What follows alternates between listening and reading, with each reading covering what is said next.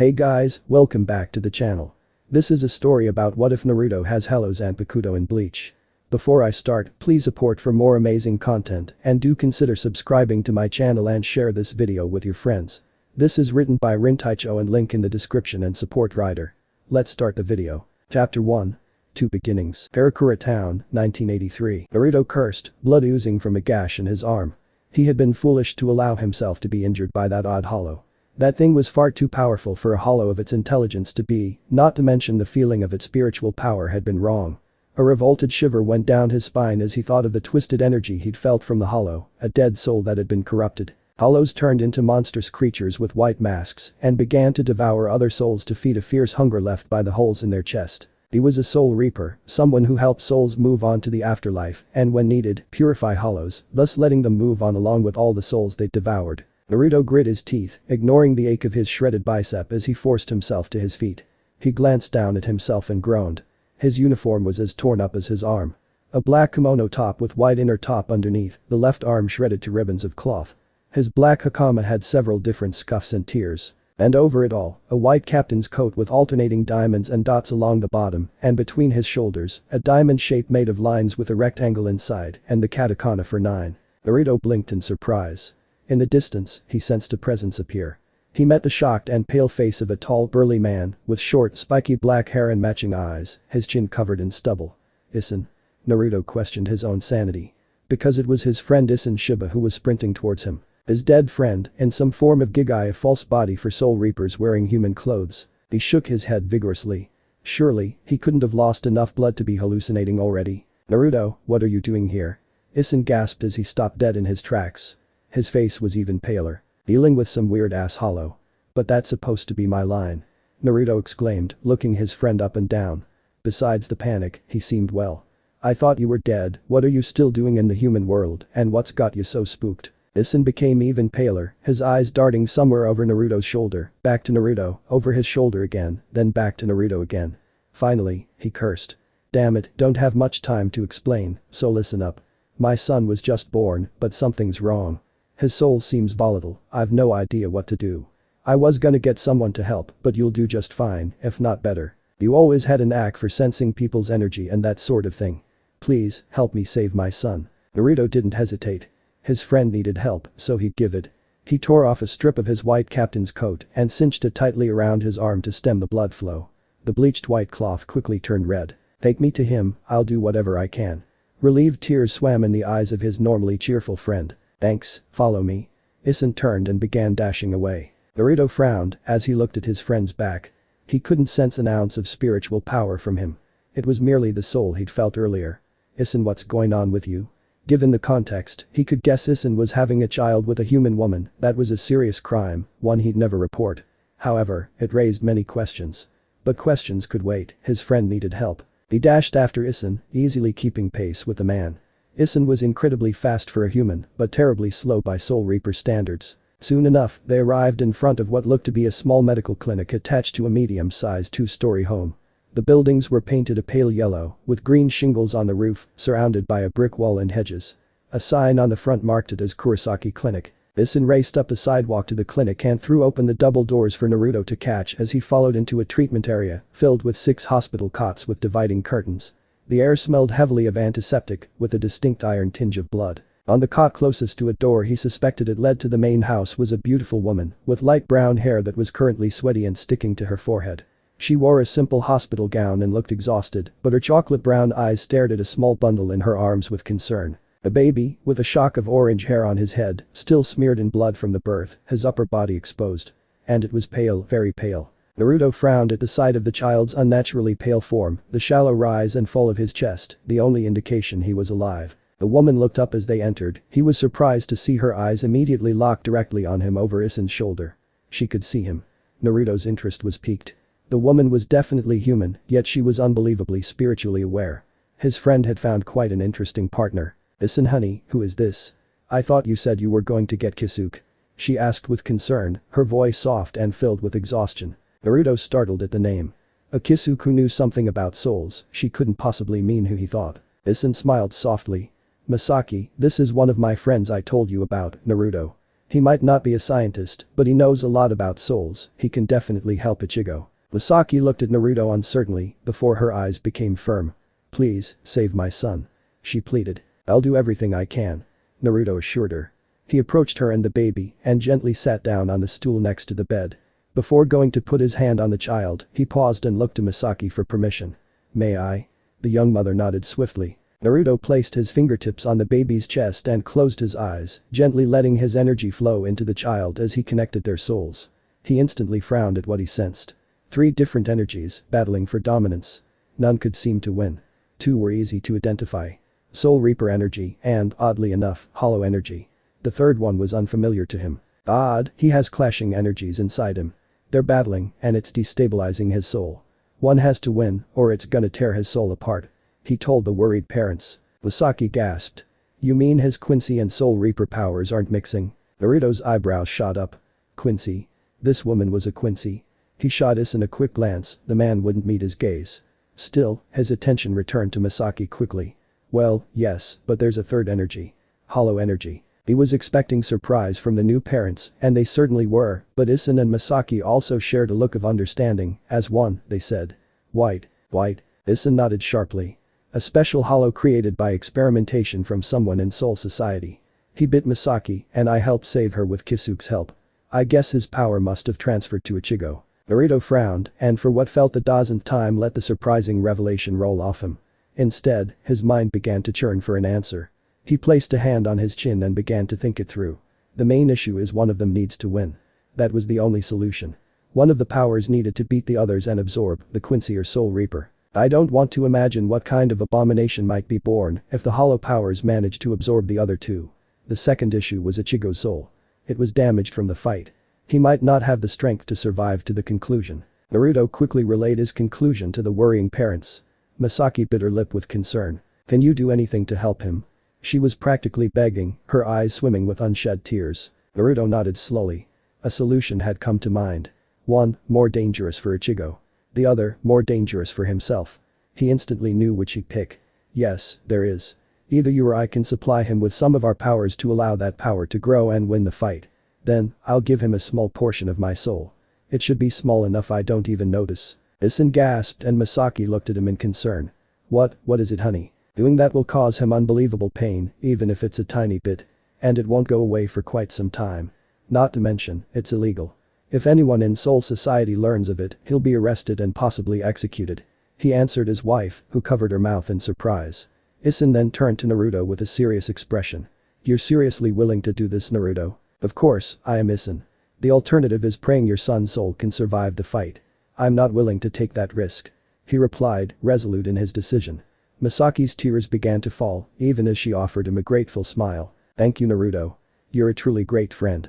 I don't know that I'll ever be able to repay you. Naruto brushed off her thanks with a wave of his hand. Not a big deal, Misaki. I'd do the same for any of my friends, or even a stranger. No child deserves to have their life cut so short. She nodded with a watery smile. Isin, meanwhile, clasped him on the shoulder and smiled fondly, a few tears falling down his own cheeks. Thank you, old friend. He said, his voice choked with emotion. No big deal. Now, let's get to this. Naruto quickly drew his zanpakuto from his waist. He squinted hard and struggled to condense the massive flow of spiritual power pouring off of him. The average-length katana shrunk to the size of a kitchen knife. Naruto grasped Ichigo's tiny hand and gently curled his tiny fingers around the hilt. The boy suddenly gripped it tightly. Little guy has a strong grip. Naruto mused as he placed the tip of the blade over Ichigo's heart. Once she realized how he planned to transfer his power, Misaki gasped and moved as if to stop him. Isin was quick to grasp her hands and stop it. This is how it's done, relax. He whispered into her ear. Naruto took one last steadying breath before freezing as he sensed something shift inside Ichigo. A cold hand of horror gripped his heart. The Quincy and Hollow powers had stopped fighting each other, the three-way dance was no more. Now, the Soul Reaper powers were under assault from both sides. It shouldn't have been possible. Hollows and Quincy's weren't supposed to get along. Have to act fast. This'll take more than I planned. His zanpakuto regained 5 inches of blade as he hurriedly thrust the blade into the infant's heart. A tiny amount of blood oozed out of the wound before a flash of light enveloped Ichigo. When it cleared, he was dressed in a miniature Soul Reaper's uniform. Naruto sagged as he felt nearly a fifth of his power drain into the little tyke. Suddenly, the Soul Reaper powers came roaring back, battering the Hollow and Quincy powers. It came at a cost though. Naruto cursed and Isin lurched forward in alarm. What is it? Is something wrong? Not enough time to explain, get me help immediately when this is through. If you're in contact with who I think you are, he can help. Naruto said hurriedly. But that, he closed his eyes and looked within. He could feel his soul thrumming to the beat of his heart. With a terrible effort, he began to pull. It was slow to move, like pulling something from quicksand. His eyes snapped open again, to see a soccer ball-sized orb of golden energy ballooning out of his body. Hiding against his fading vision, he quickly slashed off the piece of energy with his zanpakuto. Instantly, he heard Isin shout, no.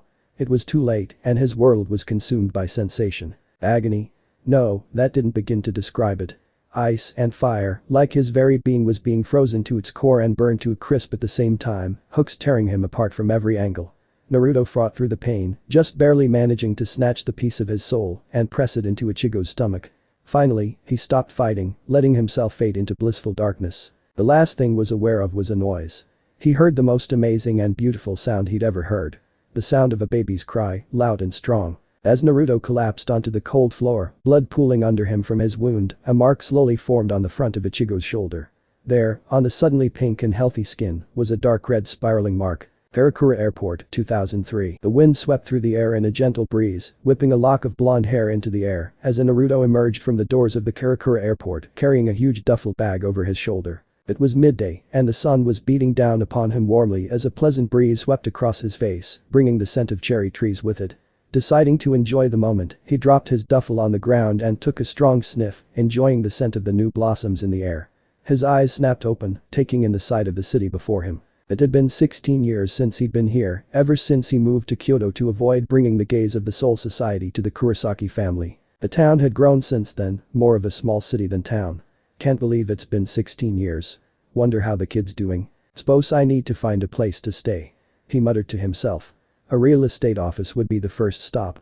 The second brought his pleasant mood down a bit. Naruto was pulled from his thoughts by the sound of a car horn. He'd grown used to them over time, at first, they'd startled the hell out of him. The car responsible was a yellow taxi, the driver waving him forward. Naruto picked up the duffel bag at his feet.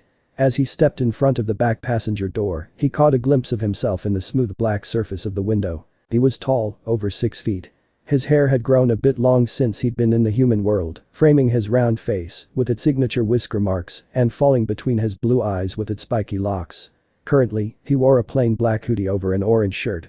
His muscular body bulged out of the tight shirt and stretched the thighs of a pair of jeans. He gladly opened the door and tossed his bag inside before sliding in next to it. Sorry about that, he apologized to the driver. Got caught up in my thoughts. The driver, a middle-aged man with receding black hair and deep laugh lines, chuckled. No problem, young man. So, where to? A real estate office, please, I need to find a place to stay. Naruto replied. Anything in particular you're looking for? The driver asked. Naruto put a hand to his chin and thought. He planned to go to Karakura High School while here, so it couldn't be far from there. At the same time, he didn't need a house all for himself, it'd be suspicious too. That left apartments. He didn't fancy a single bedroom place, so it'd need to be a few, including a room for storage. So, a large apartment. Somewhere near Karakura High School, a big apartment, upscale but not ridiculously so. If you know a real estate business that would be best, I'll take your advice. He finally answered. Ah, I know just the place. It's about a half hour from here. The driver exclaimed. My name's Yasui, what about you, young man? Naruto, thanks for the help. Naruto replied with a smile. No problem. Yasui said as he shifted the car into drive and pulled away from the curb. The drive was pleasant enough, Naruto and Yasui chatted back and forth as they went. Naruto heard interesting tidbits, such as rumors of a particular delinquent with orange hair, known to beat up entire gangs of other delinquents. I wonder couldn't be. Isin is an idiot, but he wouldn't let his kid be a delinquent. If nothing else than for Misaki. Thoughts of the kind brown-haired woman brought his mood down a great deal. He'd stayed with the Kurosaki family for almost 2 years as he began recovering. He hadn't been able to go to her funeral because of a flare-up his chronic pain from the soul extraction. Hold on just a little longer, Misaki, I'll visit soon. It had pained him to miss the funeral of one of his friends. Now, he could finally do what he'd intended to years ago. As Yasui said, a half hour later they pulled up outside of an immaculate office building. The one you're looking for is Enrolling Real Estate. There should be a directory in the lobby. Thanks, can I ask a favor? Sure, what do you need? Yasui asked curiously. I need to get a ride somewhere else after this, mind waiting? I can pay a bit extra. Naruto inquired. Yasui nodded readily. Of course, no problem. Naruto left his duffel bag in the car and stepped out onto the sidewalk before walking towards the fancy office building. It was square, 50 stories tall and made of concrete and glass, bank after bank of gleaming windows shining brilliantly in the noon sun. As he stepped into the lobby, he got a lot of questioning looks, as though he was a strange animal that had walked into their nice building. Then again, they probably think I'm some random teenager who'd have no business here. Sometimes, he forgot humans always thought he was simply a high schooler. In soul society, you tended not to judge by appearance how old people were. Souls without spiritual power aged faster than those with. Case in point, the 4 oldest captains. Only the old man looked his age. Probably from fretting over the rules so much. Naruto scoffed as he walked up to the directory board and searched for Enrolling real estate. 17th floor, suite 20. With his destination known, he made his way to the elevator. He had an apartment to buy. An hour later, Naruto walked out of the building spinning the keys to his new 4-room condo on the end of his finger. 18 years of maintaining a particular keto to 2 extra jobs added up. Especially when you did 20 at a time. Naruto was always careful to take jobs that nobody wanted. He stowed his keys in his pocket and slid into the backseat of Yasui's taxi. I take it that went well. The man said with a smile. Yep, got myself a condo in the Shinsekai complex. Whoa, that place is pretty spendy, I'm surprised someone as young as you can afford it. Yasui replied, his eyebrows shooting into his hairline. You can't be more than what, 18? Naruto smiled. You nailed it. He lied smoothly. More like 18 plus 137. Naruto thought with a smile. My grandfather left me a small fortune when he died 5 years ago, he was the one who raised me. Now that I'm old enough to be on my own, I decided to return to the town I was born in. More lies, but that came with mingling with humans. Normally, he wasn't fond of it, but Naruto had gotten over that little hang-up a while ago. Ah, I see. Yasui said, awkwardly. He quickly changed the subject, clearly thinking he'd hit a sore subject. So, where to now? Naruto didn't have to fake any emotion this time. He smiled sadly and said in a wistful tone, Karakura Cemetery, 4th Ward. There's an old friend I'd like to visit. Yasui simply nodded. He was much quieter during this drive, respecting the somber atmosphere. Naruto passed the time by watching the scenery. Slowly, buildings gave way to houses. Eventually Yasui pulled to a stop outside the entrance to the cemetery. Beyond a small wall on the hill, burial shrines were lined up in rows. Naruto thanked the driver for his time and paid him what he owed before bidding him goodbye. His apartment wasn't that far away, and with night approaching, he could move a bit more freely. He strolled into the cemetery and began to make his way up a steep hill in the general direction of Masaki's grave. Isin had provided him with a location when he called to tell his friend he was moving back to Karakura. It was a peaceful atmosphere. The trees swayed gently in the breeze, cicadas sang as evening approached, and the few people in the cemetery went about their business in a respectful and quiet manner. The graves rose in silent rows of identical pillars jutting from the ground, the only difference being the names carved into them and the items left by loved ones. After turning left into a section of graves, another turn to the right followed. Naruto made his way to a grave near the middle. Backed by a stone embankment, the rectangular pillar of the headstone jutted from the pedestal it was on. There, carved into the cold stone face, was the name of his old friend. Hey there Masaki, it's been a long time.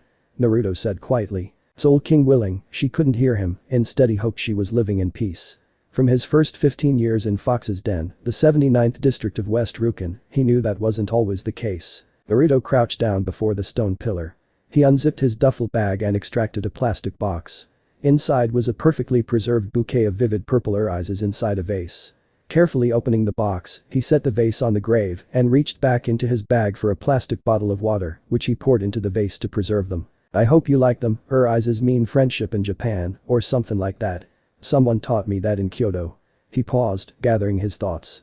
Truth is, I came to make another promise. Just like back then. Naruto admitted quietly. You died protecting your son. I promise I won't let that be in vain. Even now, I can feel his powers stirring through the connection. They'll awaken soon. I swear, to the best of my ability, I'll protect him and teach him just like Gramps taught me. Only I won't be a stiff old jackass about the rules. With his main piece said, Naruto settled into talking about the changes in his life, how he'd adjusted to the human world. It was an invigorating thing, learning new things every day. If he ever returned to Soul Society, he'd have to work with that creepy clown Mayuri to see about making a TV that could get the signals from the world of the living. He couldn't live without modern entertainment at this point. Finally, when the sun was so low in the sky, pink and purple stripes filled the air above and a chill was setting in, Naruto finally stood up and bid his old friend goodbye. He glanced around before suddenly disappearing from sight.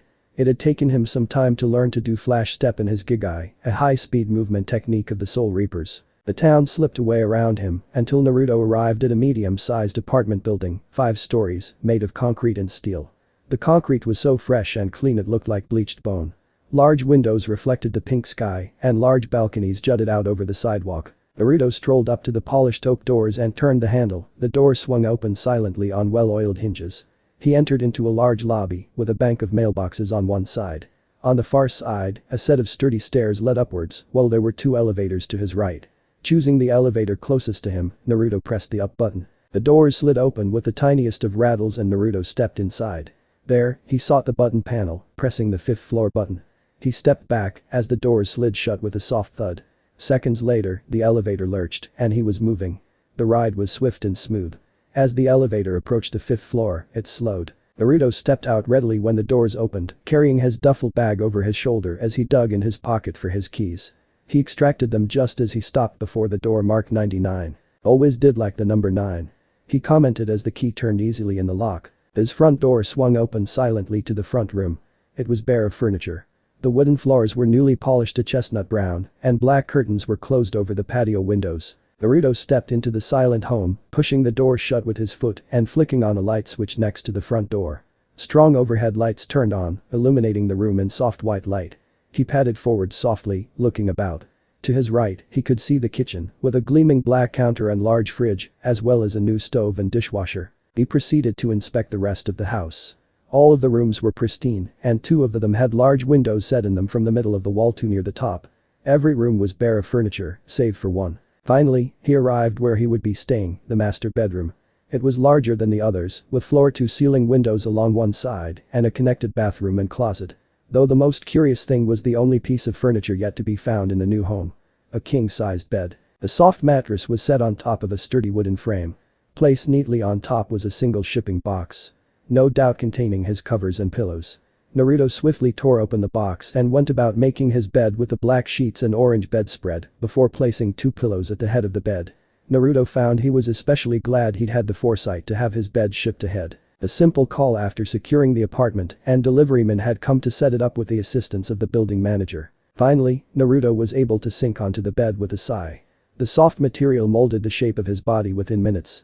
He'd learned of the miracle that was memory foam from a friend in Kyoto.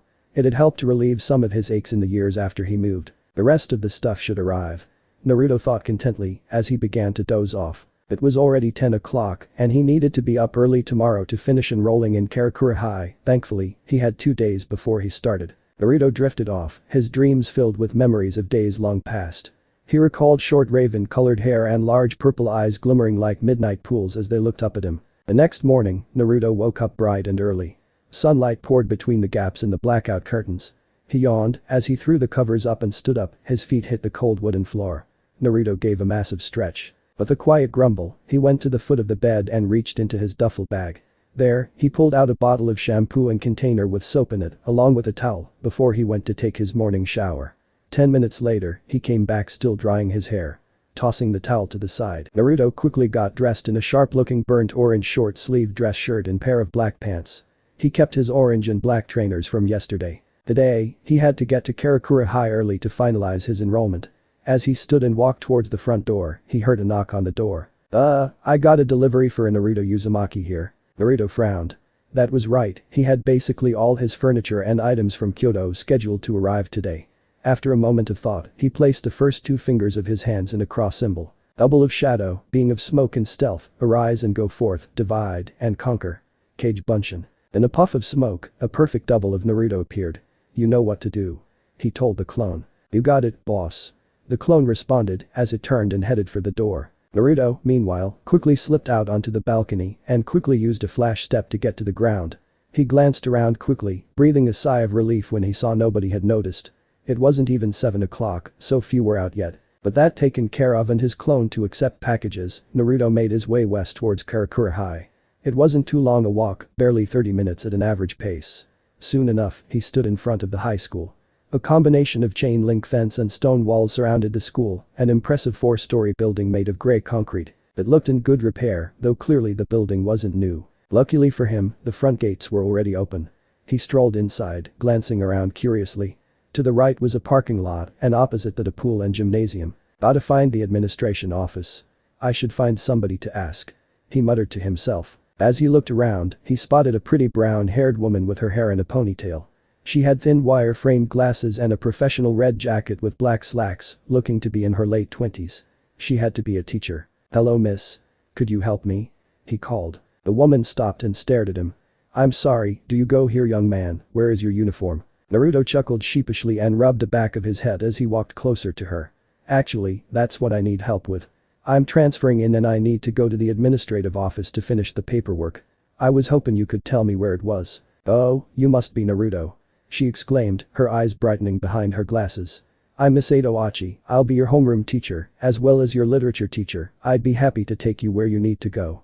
There's plenty of time before I need to be in class." "Gee, thanks Miss Achi," he replied enthusiastically. Miss Achi began to lead him into the building. As they walked through the halls of the school, past rows of lockers and cubbies for shoes, Naruto noticed how his teacher kept glancing at his hair. "Something you wanna ask?" Miss Achi blushed lightly. "I was just curious about your hair.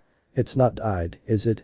That's against school policy and I wouldn't want you to get in trouble." Naruto chuckled at the woman's earnestness. "Nah, all natural.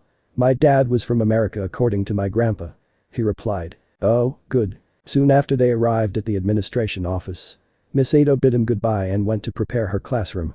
Naruto entered the office and began to speak to the elderly secretary.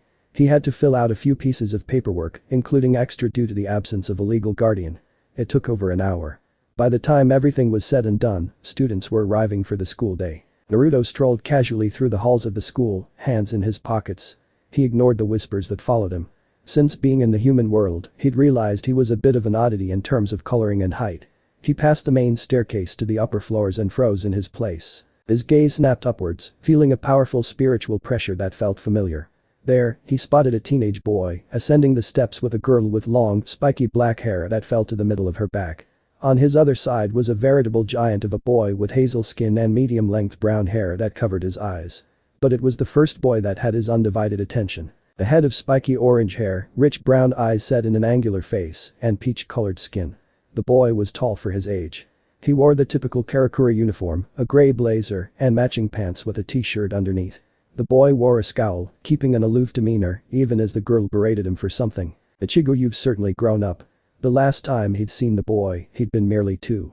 To think that small, happy child grew up into this aloof teen. Naruto could feel Ichigo's spiritual power radiating off him in waves. If he were a less powerful person, it might have clouded his senses.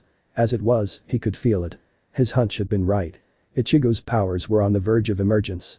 I'll have to keep a close watch on him. Hollows will be all over him. Besides, this'll let me get a feel for him. For now, he'd watch from a distance. Naruto turned and left the school, though he didn't go far. Any plans for the day had been cancelled, he had more important matters. Ichigo Kurosaki wasn't a normal teenage boy. For as long as he could remember, he'd been able to see ghosts. At first, he hadn't known that's what they were. He'd wave to someone, and others would look at him oddly. Seeing ghosts sounded cool, but it was a bit of a pain in the ass. The spirits of the dearly departed always trailed after him, wanting him to solve their problems. Some of them, he didn't mind helping. Ichigo patted his bag, assuring himself the vase and flowers were still safe. They were for the spirit of a young girl he'd helped yesterday. Some jackasses had knocked over and broken the vase placed there in memory of her on the spot she died, hit by an out-of-control car. He'd promised to bring her a new one, along with a paper airplane. Apparently, they were one of her favorite things to play with. As he walked down the street, he spotted the spirit of the young girl waiting by the same telephone pole he'd last seen her at. She was a cute little thing, hair bound in pigtails, wearing a tank top with a pink stripe and pair of jean shorts. The oddest thing about her was the length of chain attached to her chest. It trailed behind her as she rushed forward. "Wow, you actually came." He smirked, pulling out the vase and placing it on the ground gently next to the telephone pole. The plane was next, being set right next to it. "Of course I did. I promised you, didn't I?" He stuffed his hands in his pockets. "Hopefully now you can finally rest." After bidding goodbye to the little girl, Ichigo made his way towards his school, Karakura High.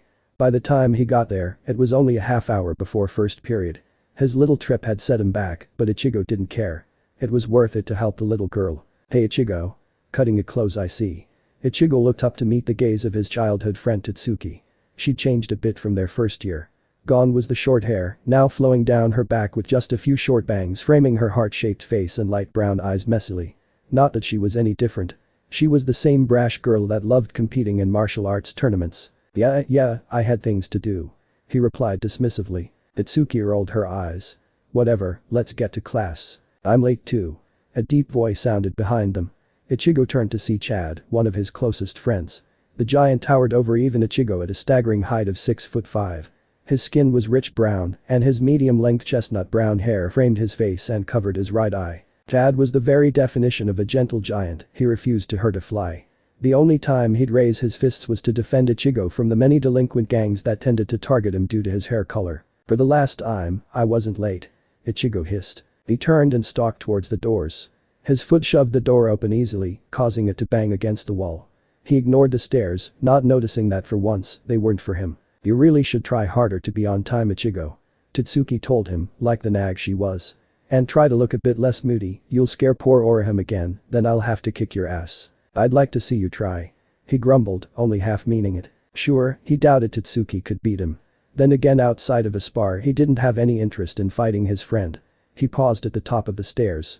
He felt a tingle down his spine, as though there was someone peering over his shoulder or pinning him under their gaze. Not this again. Ichigo glanced around wearily, unsurprised when he didn't see anything. He failed to note the tall blonde that was exiting the school, too absorbed in his annoyance with the fact that odd feeling returned. Like seeing ghosts, he'd felt it all his life. At times, he'd get the uncanny feeling someone was peering over his shoulder, watching him. It was unnerving, even though the feeling wasn't malicious. He shook his head and continued up the stairs. At the top, he felt something thud against his chest. Ichigo glanced down, seeing a girl with long orange hair gently rubbing her head as she sat on her rear, her books scattered about. He tried to ignore the way her chest jutted away from her body, instead focusing on her watery brown eyes. "Oh, the girl muttered. "Oh, it's you, Orihime," Ichigo commented dryly. Tatsuki scowled, slapping him on the back of the head. "What the hell, you knock her over and that's all you have to say, idiot." Ichigo shrugged and bent down to help the orang-haired girl gather her books. Suddenly, Orihime seemed to realize who she'd run into. She jolted in surprise and hurriedly snatched up her books before he had any chance to help, quickly backing up as she chuckled nervously. "Sorry, Ichigo, I have gym class." Orihime turned and swiftly walked in a direction that was decidedly not towards the gym. He glanced at his friends in disbelief. "But she's going to homeroom. I told you if you didn't stop scowling, you'd scare her. Your ugly mug is scary enough without being mad. Any reasonable person would be scared." Tatsuki scoffed. "Oh, guess that's why you weren't scared," he fired back. Ichigo sped up before Tatsuki had a chance to smack him again. His friend let out an indignant exclamation and began to chase him all the way to class. Later that day, Ichigo sighed as he walked down the sidewalk in downtown Karakura. School had gotten out and he was taking a long route home. As usual, school was a pain in the ass. People looking down on him for his hair, Kigo being annoying. Honestly, if it wouldn't ruin his reputation even more than simply having orange hair and defending himself from goons, he wouldn't even bother going to class. Boom. Ichigo's gaze snapped up just in time to see part of a building seemingly blast apart for no reason. That's when he heard it. A terrible piercing howl. Like some angry dinosaur let loose. "Help me, big bro." His gaze snapped down to see the little girl from earlier running towards him. He heard another roar and this time he saw the source. Some sort of massive praying mantis, with a large black body that towered half the height of the office buildings, a mask the color of bleached bone, and scythe-like arms. One of those arms tore through the side of a building, raining glass and concrete down on the panicking streets. People screamed and began to run, even though they couldn't see the cause of the debris. Ichigo waved the little girl towards him. "Come on, let's run." Together they began dashing away from the monster. For a brief moment it seemed they might escape. Then the little girl tripped, falling flat on her face with her arms outstretched. He skidded to a stop, watching in concern as the monster bore down on them. There was no doubt he was after the girl. Ichigo's mind whirled, trying to think of a way to save her. His eyes widened as a black butterfly fluttered past his face. The oddest sensation washed over him as time seemed to crawl to a stop. In the space of a heartbeat, a short girl around his age dashed past him. She wore black robes and matching hakama, a katana tucked into her white sash. On the shoulder of her robe, a wooden badge was tied with a bandage. Her black hair fluttered in the breeze, purple eyes never leaving the monster. In one smooth motion, she leapt into the air and unsheathed the sword, bringing it down on the monster's head and cutting it in two. He stared in disbelief as the small girl effortlessly dispatched something that had nearly leveled a building. The oddest part was how the monster seemed to dissolve into particles of darkness. Before he could call out to the samurai girl, she leapt away, clear over a building. Ichigo rubbed his eyes dumbly. Did I seriously just see that? No, what did I just see? The questions would go unanswered for many hours. Little did Ichigo know, he wasn't the only one shocked by the sight of the black-haired girl slaying the monster. He'd been keeping tabs on Ichigo after school, trying to get a feel for who the boy was, as well as keep an eye out for his emerging powers. Watching Ichigo was like watching a home video of himself in the past. The boy was brash, stubborn, and quick to anger. Yet, he cared a great deal for the people around him. The only difference was Ichigo was very moody. To Naruto, it was more than understandable. Misaki had died right in front of the boy, that sort of thing could mess you up. After school, Ichigo began to wander Karakura, taking a roundabout way home. Naruto kept up with him carefully, leaping silently from roof to roof. On the rooftop of an office building, he'd been looking out on the road where Ichigo was walking when the hollow had struck. The first thing he'd noticed was the soul of a little girl running from it. He'd considered stepping in briefly as the mantis hollow began tearing up the buildings and going after Ichigo and the girl. And then she appeared. Naruto couldn't stop staring. His heart felt like it would beat out of his chest. It was her. It was really her. Tears sprang to his eyes, an oddity. But this was an occasion for tears. Rukia, he whispered in a choked voice. 18 years, that's how long it had been since he'd seen his best friend. Ever since he'd essentially banished himself to the world of the living. He despaired at the idea he may never see her again. Naruto desperately wanted to rush to her side, to show her he was alive. To sit and watch the stars like she loved to do. But he couldn't do any of those things. It would just put her in danger. And that fact broke his heart. He had to watch as Rukia leapt away, racing to purify another hollow, no doubt. There was always a decent amount to be found in Karakura, being the location of the current Jiraichi. Her raven-colored hair fluttered in the breeze, just like in his dream. He thought he caught a glimpse of something tan on her shoulder, but by then the tears were flowing. There was no seeing clearly if he wanted to. Naruto had to take a break from his scouting of Ichigo as he tried to get his emotions under control. He took steady breaths to try and stem the tears. Slowly, he calmed. Enough to start thinking. With Rukia here, it marked the most significant presence the Soul Society had had here in the human world for some time. Why would they send her? He didn't doubt his friend's strength, he simply knew the man that had often pulled the strings of her career. Whether he'd admit it or not, the captain of Squad 6 tried to protect Rukia by keeping her from dangerous missions. Another, bigger issue was he had to be extremely careful. One single slip of his spiritual power and she might sense his presence. His attempt to keep tabs on Ichigo would be much harder than expected. Finally, he registered what he'd seen on Rukia's arm, or rather, what he thought he'd seen. Was that a lieutenant's badge? Has Byakuya gone soft or something? He had to be mistaken. There was no chance that man would allow Rukia to become a seated officer, let alone lieutenant. After some time, Naruto had finally gathered himself enough to begin tracking Ichigo again. Ichigo sighed as he lay back on his bed, folding his arms beneath his head. Wasn't much, just a closet, desk with a lamp, and his bed. Though thankfully he had plenty of floor space and a large sliding window that stretched from just above his bed to a foot short of the ceiling. It helped draw a breeze on scorching summer days. His bedroom was dark and silent right now, the curtains pulled back to let the moonlight pour through the clear glass like molten silver. Currently, he was trying to quell his annoyance and calm his confused thoughts. He'd just finished dealing with another surprise spar with his dad. The immature man seemed to think he needed to make sure Ichigo was tough enough for fights, so he was constantly trying sneak attacks. Beating him was never an issue, but it was an annoyance. But his mind was on something far different. The girl from this afternoon and that monster. He'd never seen anything like it. Did I really just see that? Part of him doubted it.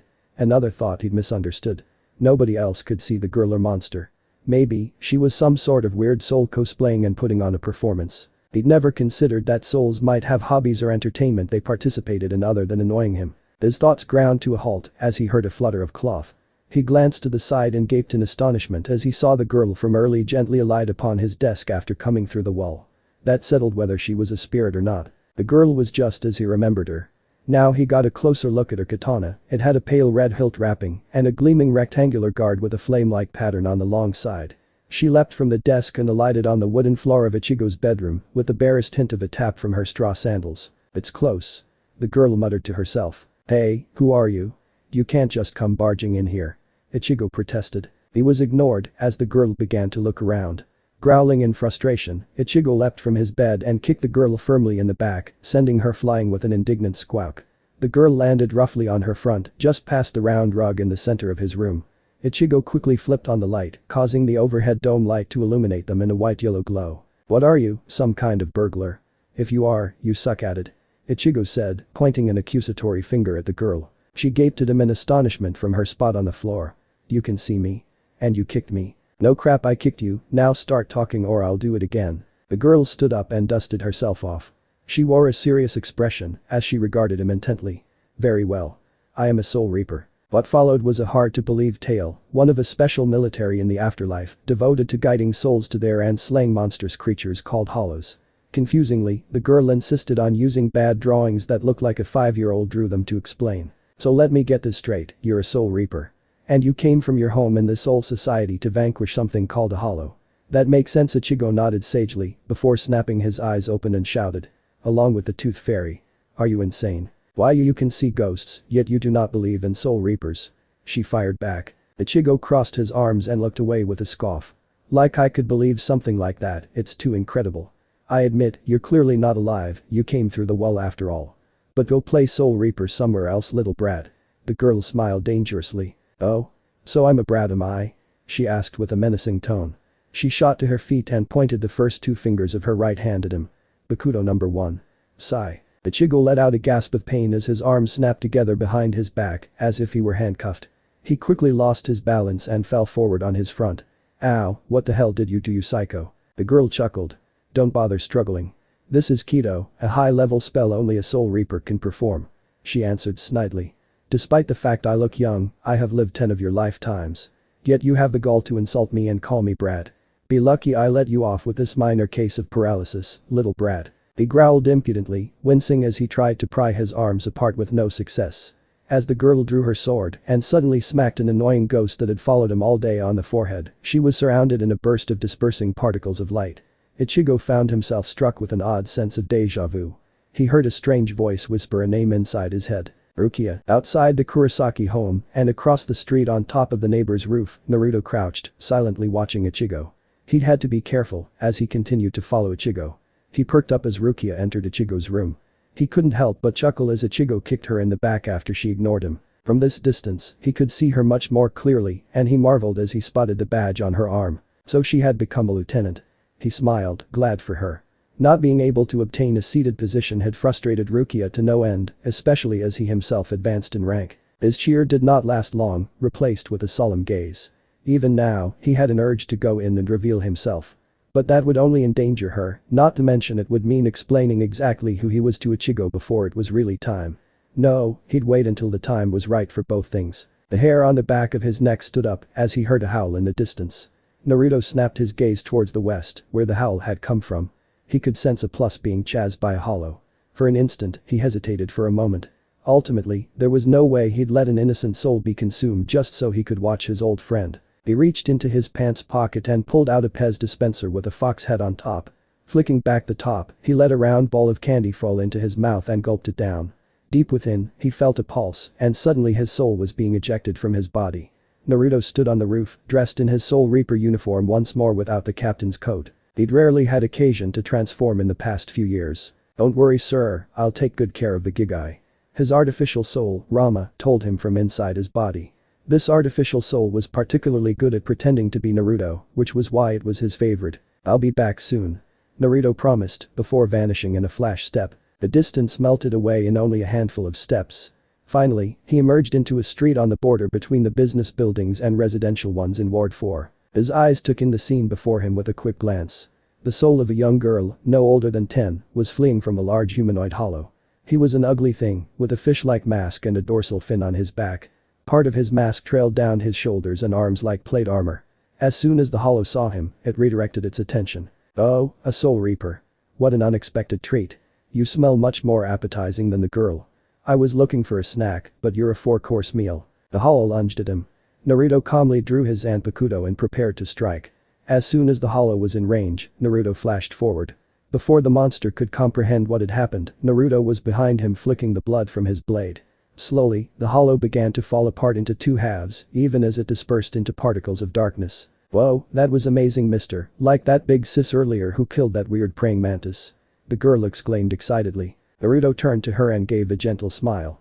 He stepped forward and knelt before the girl. "Oh. Sounds like you've had to run from these scary monsters a couple of times." The girl nodded with wide, fearful eyes. "I've never seen them before, they're scary. What if I were to send you to a place where there are no monsters to chase you? It's a nice place, called Soul Society. You just might find family there. Even if you don't, you could make a new one. So, what do you say?" He tried to coax her into accepting the conso. The girl bit her lip uncertainly. "You promise there's no monsters? Promise? Then okay, big bro." Naruto smiled and gently bumped the girl's forehead with the end cap of his katana. She was surrounded in an ethereal light, slowly disappearing into particles of energy. Once she had completely moved on, Naruto stood with a frown. He gazed up at the sky, trying to quell the uneasiness in his heart. Even before he'd lived among them, he hated needing to help child souls move on. Human lives were short enough, to have them cut short so early was terrible. "I'll need some of the good stuff before I turn in," he muttered. As he prepared to return to his body, Naruto felt it tingle down his spine once more, coming from right near the Kurosaki clinic. Damn it, they're being drawn in by his power. This time, it was two hollows preparing to emerge. One of them was particularly strong. Possibly too strong for Rukia. He began to race back, even as he sensed the first hollow fully emerge. A piercing howl filled the night. Naruto grit his teeth, willing himself to go faster. With relief, he finally arrived on the street near the Kurosaki clinic. That relief only lasted a short time. An expression of horror spread across his face as he took in the scene. The front of the home had been blasted apart. A young girl with short black hair lay sprawled on the ground. From pictures he'd been sent, he knew it was Karen, one of the twin girls Isin and Masaki had after he left. Crouched over her was a hollow with a bear mask, its bulky blood-red body hulking over her as wicked claws gleamed in the moonlight. But the most concerning sight was of Rukia leaning against a partially destroyed wall. Blood gushed from a wound on her shoulder. She was looking up at Ichigo, speaking to him urgently as the boy stood over her holding her zanpakuto in confusion. Naruto couldn't hear what was being said, but he got a sinking feeling as Ichigo gripped the hilt tighter. He realized what was going to happen a second before it did. No. Before he could even think to move forward, Ichigo stabbed Rukia through the heart, absorbing her power. The blast of Ryatsu kicked up a tornado of dust. When it cleared, he saw Ichigo standing in front of Rukia protectively. He was dressed in a shihakusho, with a giant sheath on his back and a Zanbato-sized version of Sode no Shirayuki's sealed form gripped in his hands. The bear hollow roared and attempted to swipe at Ichigo. Steel flashed through the air, parting the hollow's arm from its body in an instant. With a second stroke, Ichigo split the hollow in two. What incredible instincts. Less than a minute with the powers and he slayed that hollow. Naruto watched closely as Ichigo stumbled his way towards Karen. He didn't make it, instead slumping forwards and passing out. His body lay on its back in front of Rukia. The most alarming part of the scene to Naruto was the white robe Rukia wore. That shouldn't be possible with the Gentai seal in place. It should only have taken that 20%. He wasn't afforded the chance to ponder the situation. A large tear in the sky formed above the street and something stirred in the black depths. Two powerful hands gripped the edge of the tear, wrenching it open further to reveal a hollow with a bull mask and a purple body. From the waist up, it was humanoid. But its lower half was that of an octopus. "Oh, 3 snacks just waiting for me, including that delicious Soul Reaper. How considerate." The hollow chuckled in its deep, twisted voice. Naruto raced forth as the hollow was dropping from the sky. He couldn't let it reach the other 3. Hado number 31.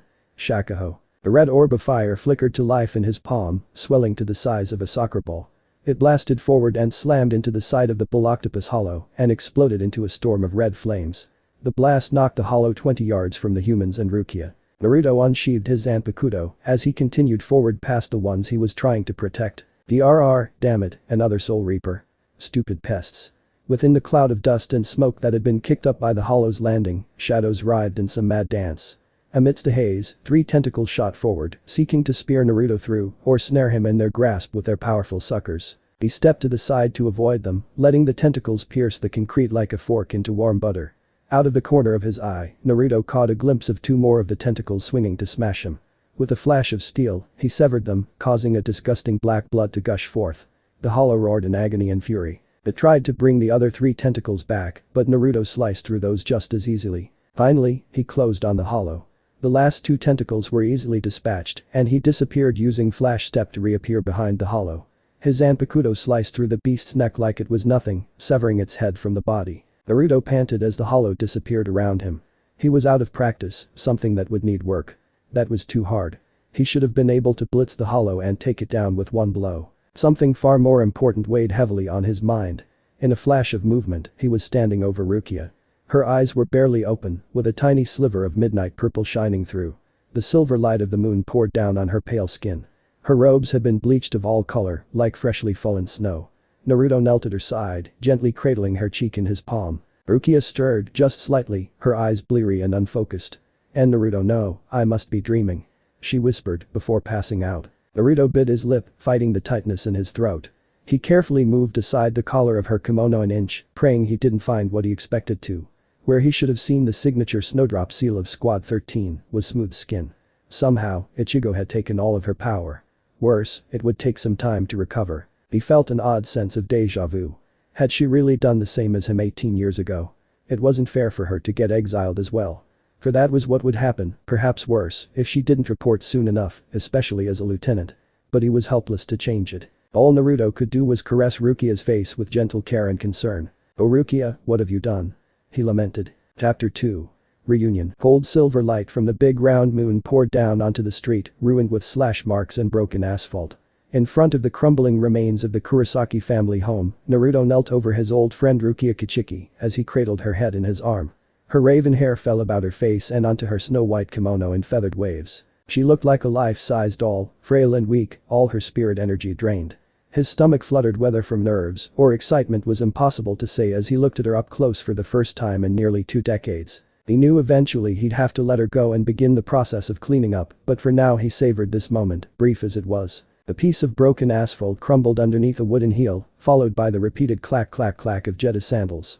Naruto turned his gaze upwards, spotting a man in loose-fitting black and green robes walking towards him, one hand holding a simple wooden cane, the other kept clutched a white and green pin-striped bucket hat to the man's head. Fluffy blonde hair peered out from beneath the hat. Over the blonde's shoulder, a tall, deeply tanned, bespectacled man walked. His plain white t-shirt clung tightly to bulging muscles, contrasted sharply with the spectacles he pushed up on his nose and the well-maintained handlebar mustache quivering above his lip. The blonde man let out a whistle, surveying the ravaged street. "My oh my, what do we have here? Seems like you made a bit of a mess, Naruto. How very uncharacteristic of you, Captain. The crap Kisuke, the kid and the hollows did all the damage." Naruto jerked his head to Ichigo's unconscious form to emphasize his point. Normally, Naruto didn't mind bantering with his friend. They both enjoyed the odd practical joke to lighten the mood, but now wasn't the time. He could hear sirens in the distance, no doubt drawn by the terrible noises the hollows had made as they wrecked the street. He glanced around, searching the rubble at the front of the Kurosaki home for a particular figure. "Where's Issen? He can stop laying around since the kid's out." "Right here." Issen wound his way through piles of splintered wood and brick, Karen cradled in his arms. Naruto recognized her by her black hair. It was hard to connect anything else to the fussy baby he'd known when he lived with the Kurosakis during the first 2 years of his recovery. His old friend had changed over the years. He'd grown a bit of facial hair around his face and mouth, and he looked a bit older. The former captain's face was caked in drying blood, courtesy of a nasty cut, his hair was stiff and messy. He looked far more serious than he usually was. Issen carefully set Karen down next to Yuzu. Both the girls had superficial cuts, though nothing serious. You mind fixing them up? I'm afraid healing keto is beyond my reach right now, it was never my forte in the first place." "Of course, I'll get right on it, Issen," said the bespectacled man. He stepped around Issen, holding his hands out over the girls. A green barrier popped into existence, forming a glowing rectangular prism around the girls. Lit by the pale jade glow, their wounds slowly disappeared. Naruto got up, reluctantly setting Rukia down as he shook hands with his old friend. "Good to see you, Issen. Though I'm sorry about the hollows, I should have gotten here sooner." Issen brushed off his concerns. He was bound to get attacked eventually, it was just bad luck. He said. Naruto followed his gaze as it lingered on the giant form of Rukia Zanpakuto. "Really bad luck." He nodded grimly in agreement. Ichigo's own powers had been awakening already, but now Rukia had replaced them with her own. You couldn't possess 2 sets of Soul Reaper powers at once. Until they removed Rukia's powers, Ichigo couldn't train his own powers.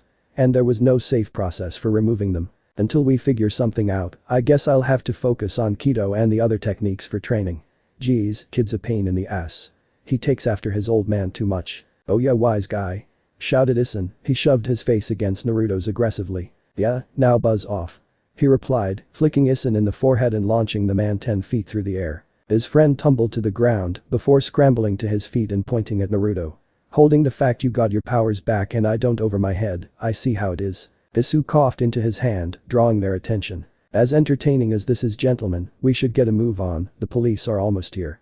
It's time to clean up. The sirens had grown closer, a low rhythmic whine steadily approached, accompanied by glowing red lights only a few streets away.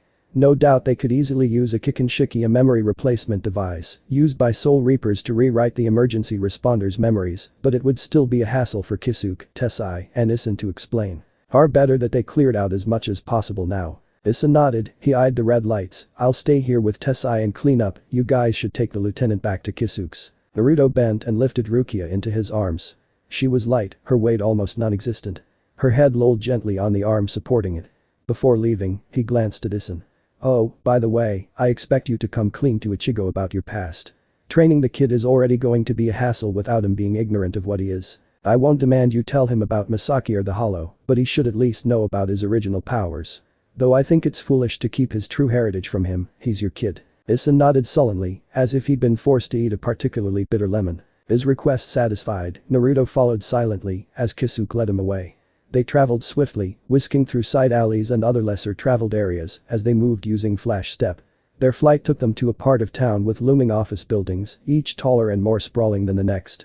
Tucked between all of them was an old-fashioned shop. It looked well cared for, but had seen better days, with a weather-beaten wood exterior and clay tiles for shingling. Kisuke slid aside the glass-paned door. He paused at the entry and waved Naruto into a darkened storefront. There were a few shelves lined with candies, as well as a cash register. Though that was just a front for the real products Kisuke sold. His shaggy-haired guide slipped off his wooden sandals, padding lightly through the store and down a hallway. Naruto followed, he had to turn sideways to carry Rukia through. They followed behind Kisuke until he stopped outside a small bedroom, flicking on the light, the meager space inside was revealed. It wasn't much, mostly just a square tatami floor with a futon lying on the ground. Set her down in here. Naruto nodded and swept past his friend to gently lay Rukia down on the futon. He carefully positioned her head, placing a pillow underneath it before tucking her in under a set of cozy covers. He hesitated as he placed the covers under her chin. He yearned to touch her cheek once more, just to make sure she was real. He pulled back, reluctantly getting to his feet as Kisuke shot him a look. I take it you and Miss Kichiki here are acquainted. Does that mean you'll be staying for the explanation when she wakes up? A friendly face would certainly help. The way he asked the question was heavy with implication, one that Naruto couldn't exactly refute. He and Rukia had never been explicitly romantic. Things never got that far, there never seemed to be enough time. She was my best friend in Soul Society. I didn't think I'd get a chance to see her again. He answered, before adding, and no, I won't. It's just too sudden. Naruto stood, ready to leave. The shopkeeper pulled out a folding fan. He used it to hide his face as he peered at Naruto impishly from behind his hat's brim. Alright then, you should get going. Don't want to be late for school tomorrow now, do you? Make sure to make me and Yurichi proud. Don't make me kick your ass. He groused, half-heartedly swiping at Kisuke as he left. Naruto made his way down the silent hall and back out into the night. The city had fallen quiet. Cricket sang while the distant whisper of cars drifting through the deserted streets eased his mind. When he'd first come to the human world, it was impossible to get used to the constant noise of traffic. Now he couldn't imagine not having it playing in the background of his day-to-day life. Looking up at the stars, Naruto heaved a great sigh. Kisuke was right about one thing, he had to get back home so he could go to sleep. He couldn't be late on his first day of class. The next day, Naruto woke to the incessant blare of his alarm clock. He shut the thing off before the first note was out. His eyes snapped open, fully awake and sitting up with a big stretch. He let out a content sigh as his muscles stretched. If it were any other morning in the past 18 years, he'd be able to enjoy a couple of hours slowly getting going. But today wasn't any other day, it was his first day of school. Naruto got out of bed and quickly padded into his bathroom for a quick shower to wash off the night stink. 10 minutes later he emerged from the bathroom already dressed in his uniform, an orange t-shirt under a gray blazer, with matching slacks. After wolfing down a bowl of cold cereal, Naruto picked up a sleek shoulder bag with all his books and supplies inside. Soon, he was out the door and on his way to his first day of class. The cool, watery blue sky waited for him as he exited his apartment building. The sun was just barely beginning to crest the horizon, spreading a few sparse bars of warm light to ease the chill.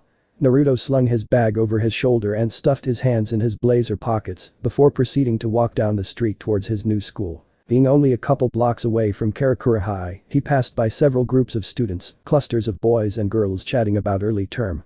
Invariably, as he passed, the conversations would fall silent, accompanied with hushed whispers as they recognized him as a new student to their school. Whoa, look at his hair, think he's some kind of delinquent like Kurosaki. Who knows, best steer clear. He hid a smirk and continued down the sidewalk. Before long, he was passing through the gates into Karakura High's entrance yard. He passed through easily enough. With his height and the way his muscles strained the uniform, a number of students opted to scurry out of his way. Out of the corner of his eye, Naruto caught sight of a trio of boys tucked inside a small gap between the buildings, smoking a cigarette while surveying the crowd. They wore fancy shades, with pompadour hairdos. Their eyes instantly locked on him. That would be a pain in the ass. As the one smoking went to put out his cigarette, Naruto hurried along. He could easily handle the punks, but why bother? Instead, he ducked inside the main building and walked at a quick but normal pace as he climbed the stairs to the 4th floor. As he stepped out onto the landing, the hallway was deserted. The quiet murmur of voices came from the several classrooms on the floor. No doubt everyone had already gathered for homeroom. Strolling to the door marked 3C, Naruto knocked on the sliding door sharply. A few moments later, he heard the tap of flat shoes across the ground and the door slid open. Miss Aki poked her face through, her brown eyes instantly lighting up as she spotted him. "Good, you're here before class. Let's get you introduced." "Sure thing." Following behind the much smaller Ms. Aki, Naruto swept his gaze across his new classmates. He felt for each of their spirit energies, not expecting much. To his surprise, there were actually 4 relatively large presences. Perhaps unsurprisingly, 2 of them were the black-haired girl and the silent giant he'd seen with Ichigo the day before. Another came from a buxom girl with long orange hair who chatted enthusiastically with the black-haired girl. Finally, there was a bespectacled boy with sharp facial features and straightly combed black hair sitting near the back of class. He had a severe-looking face. The boy watched Naruto, concealed contempt in his eyes. Naruto felt a shiver down his spine as the team used a subtle method of tracking spirit energy. Ephemeral ribbons filled the air, visible only to 2 people. Amidst a sea of white ribbons was a single crimson one coming from Naruto himself. Using spirit ribbons. The kid kinda reminds me of that Raiken guy. And with that stick up his ass look, there's no doubt that kid's a Quincy. Naruto had only met the uptight Quincy a couple of times while living in Karakura. Still, he was a hard one to forget.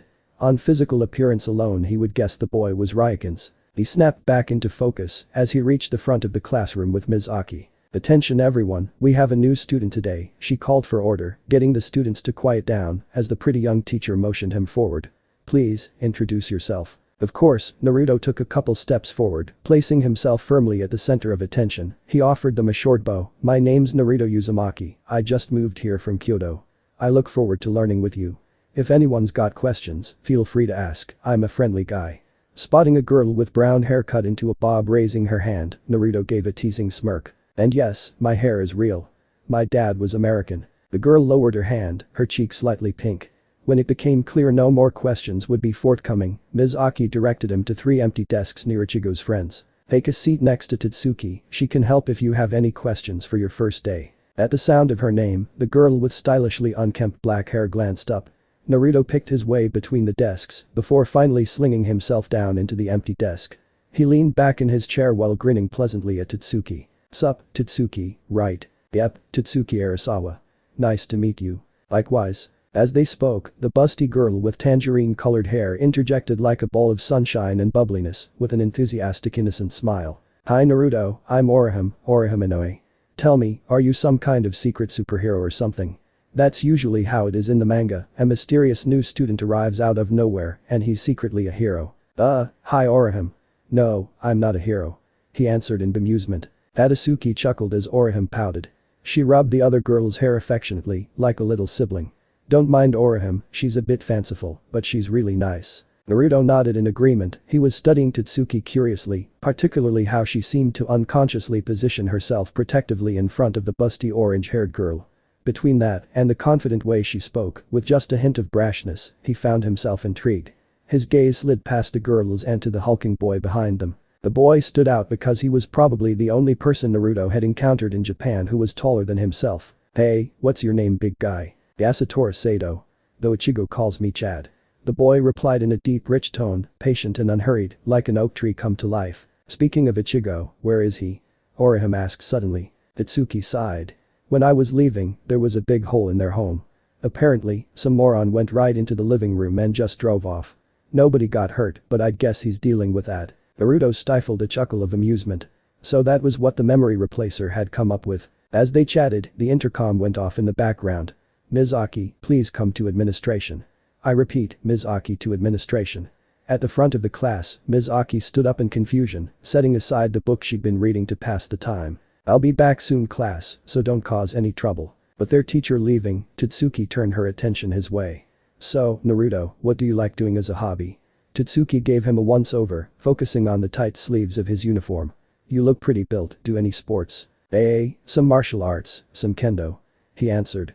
It technically wasn't a lie. Totsuki's eyes seemed to light up when he mentioned martial arts. "You don't say. I'm the captain of the karate team. We should spar some time.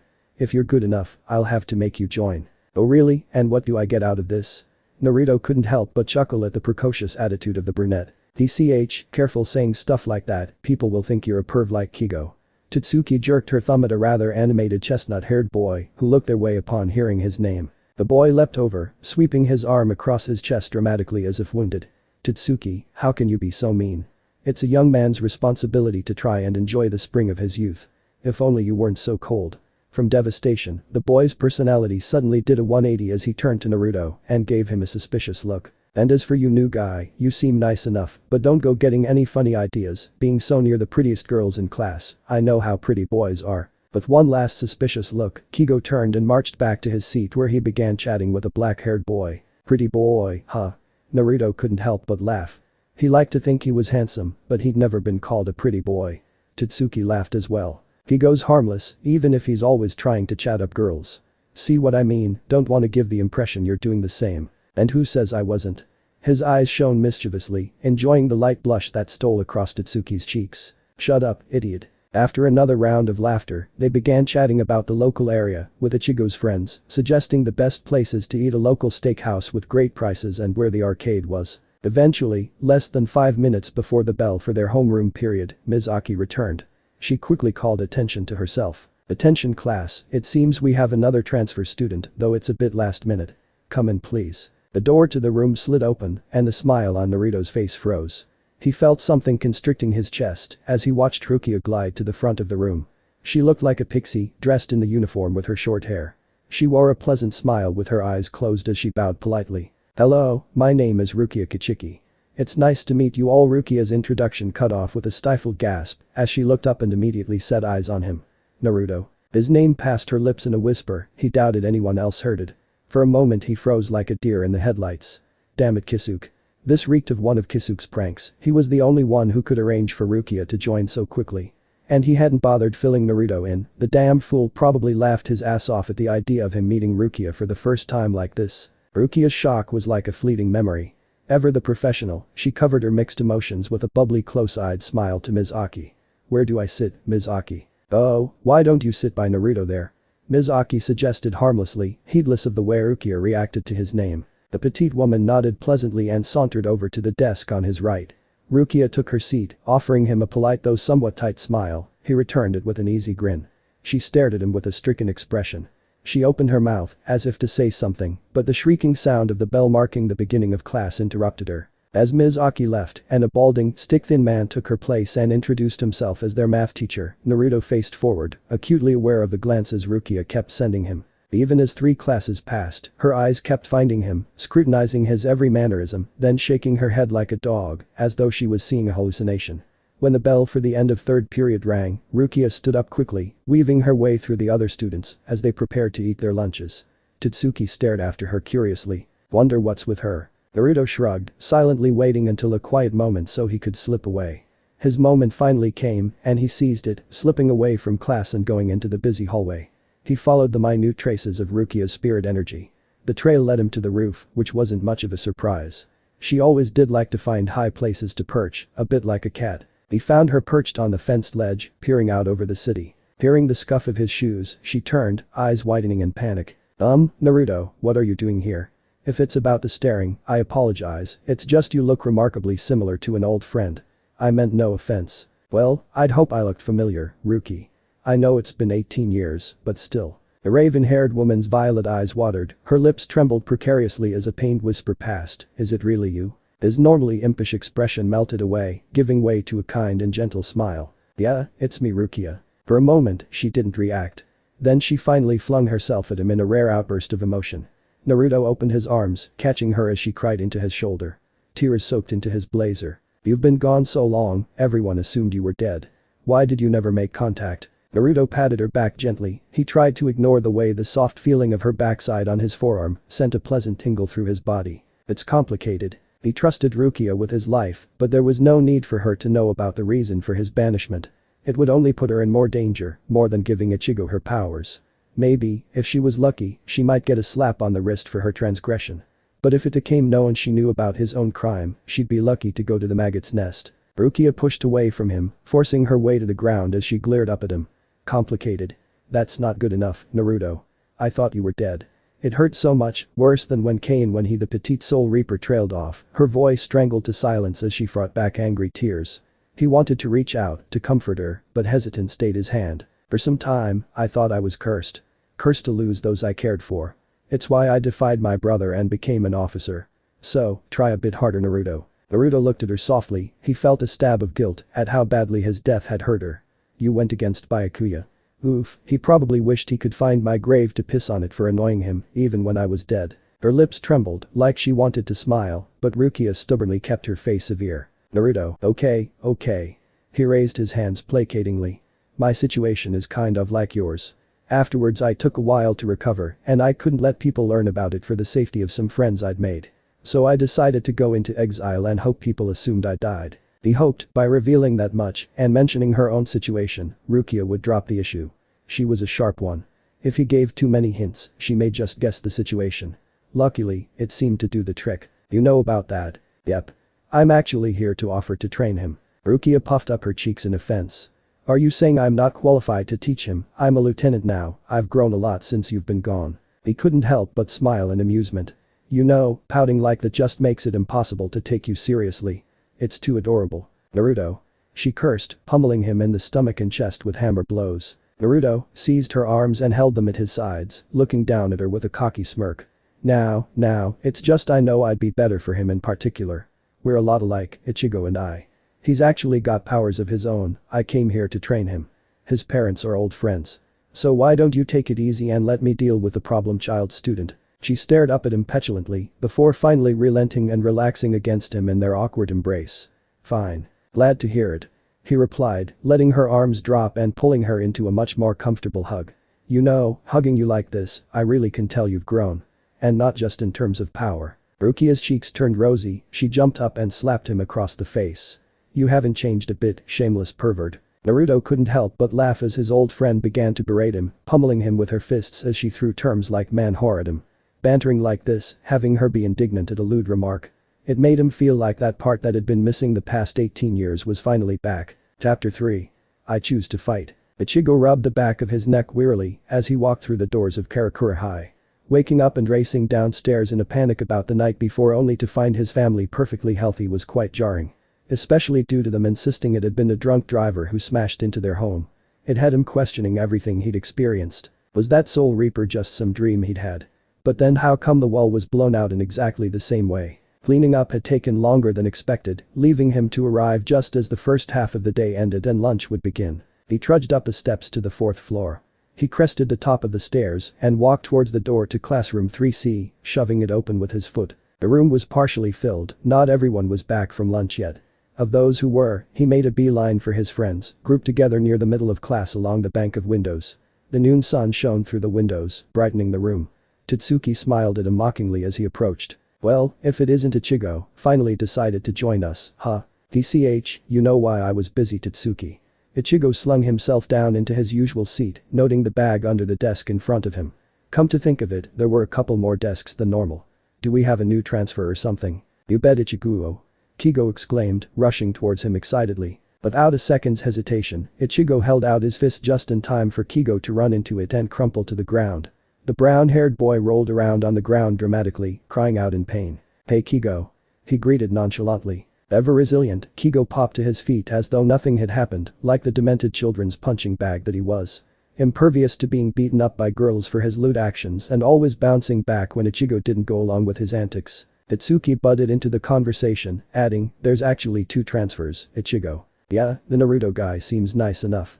But the second one is a real cutie. Kigo exclaimed. Ichigo raised an eyebrow, silently asking Totsuki for more information. She would be the more reliable source anyway.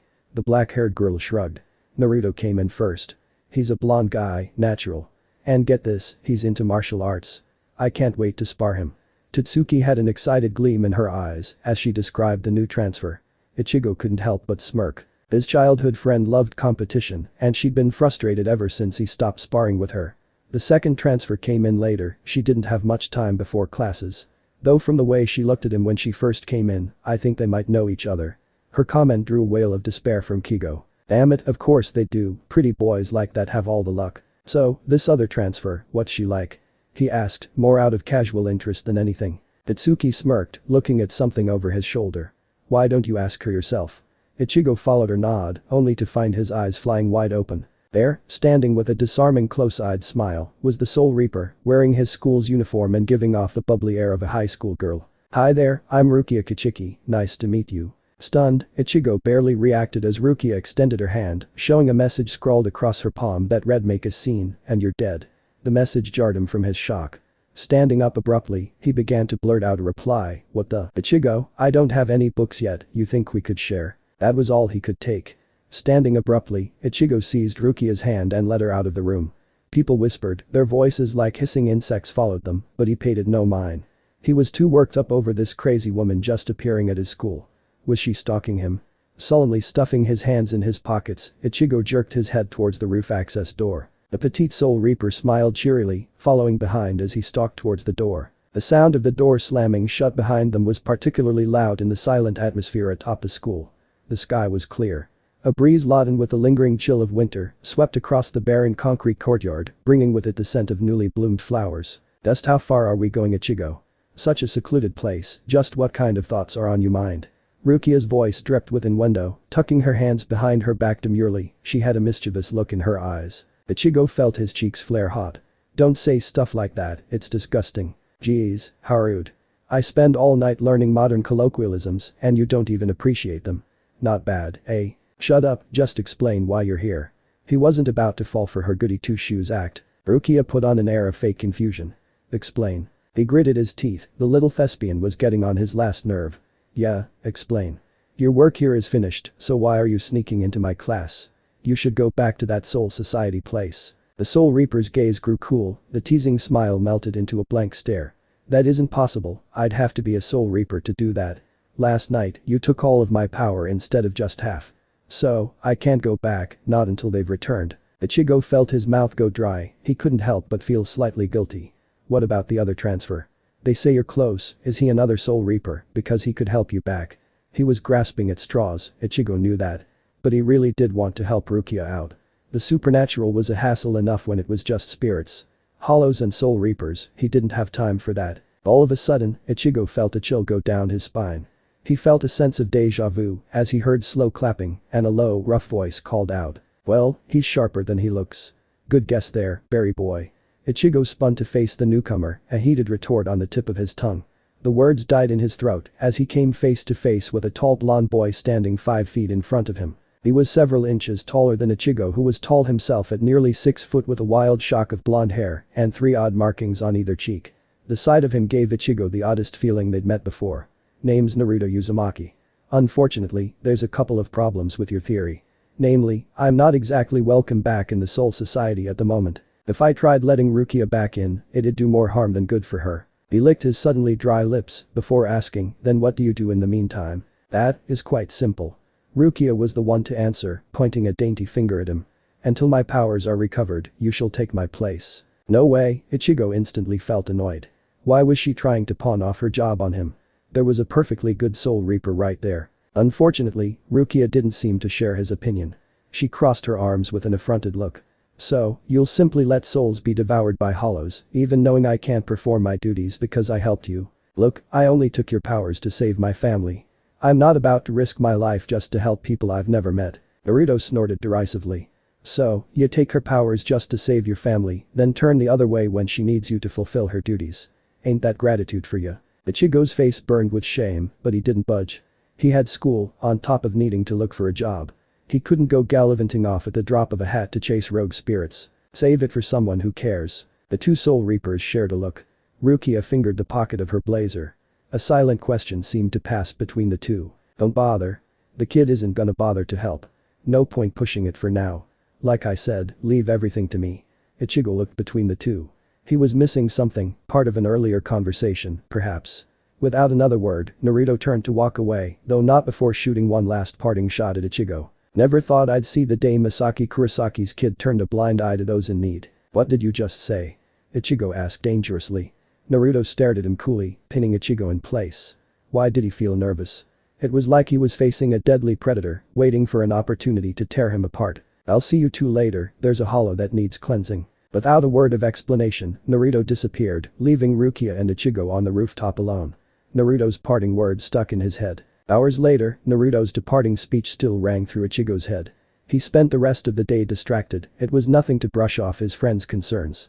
Once the final bell rang, he was out the door with his bag slung over his shoulder, heedless to the calls of Totsuki and Kigo. He walked through the Karakura streets on autopilot, taking his usual path that went through less busy side streets. He was locked inside his head, mulling over the words Naruto had said.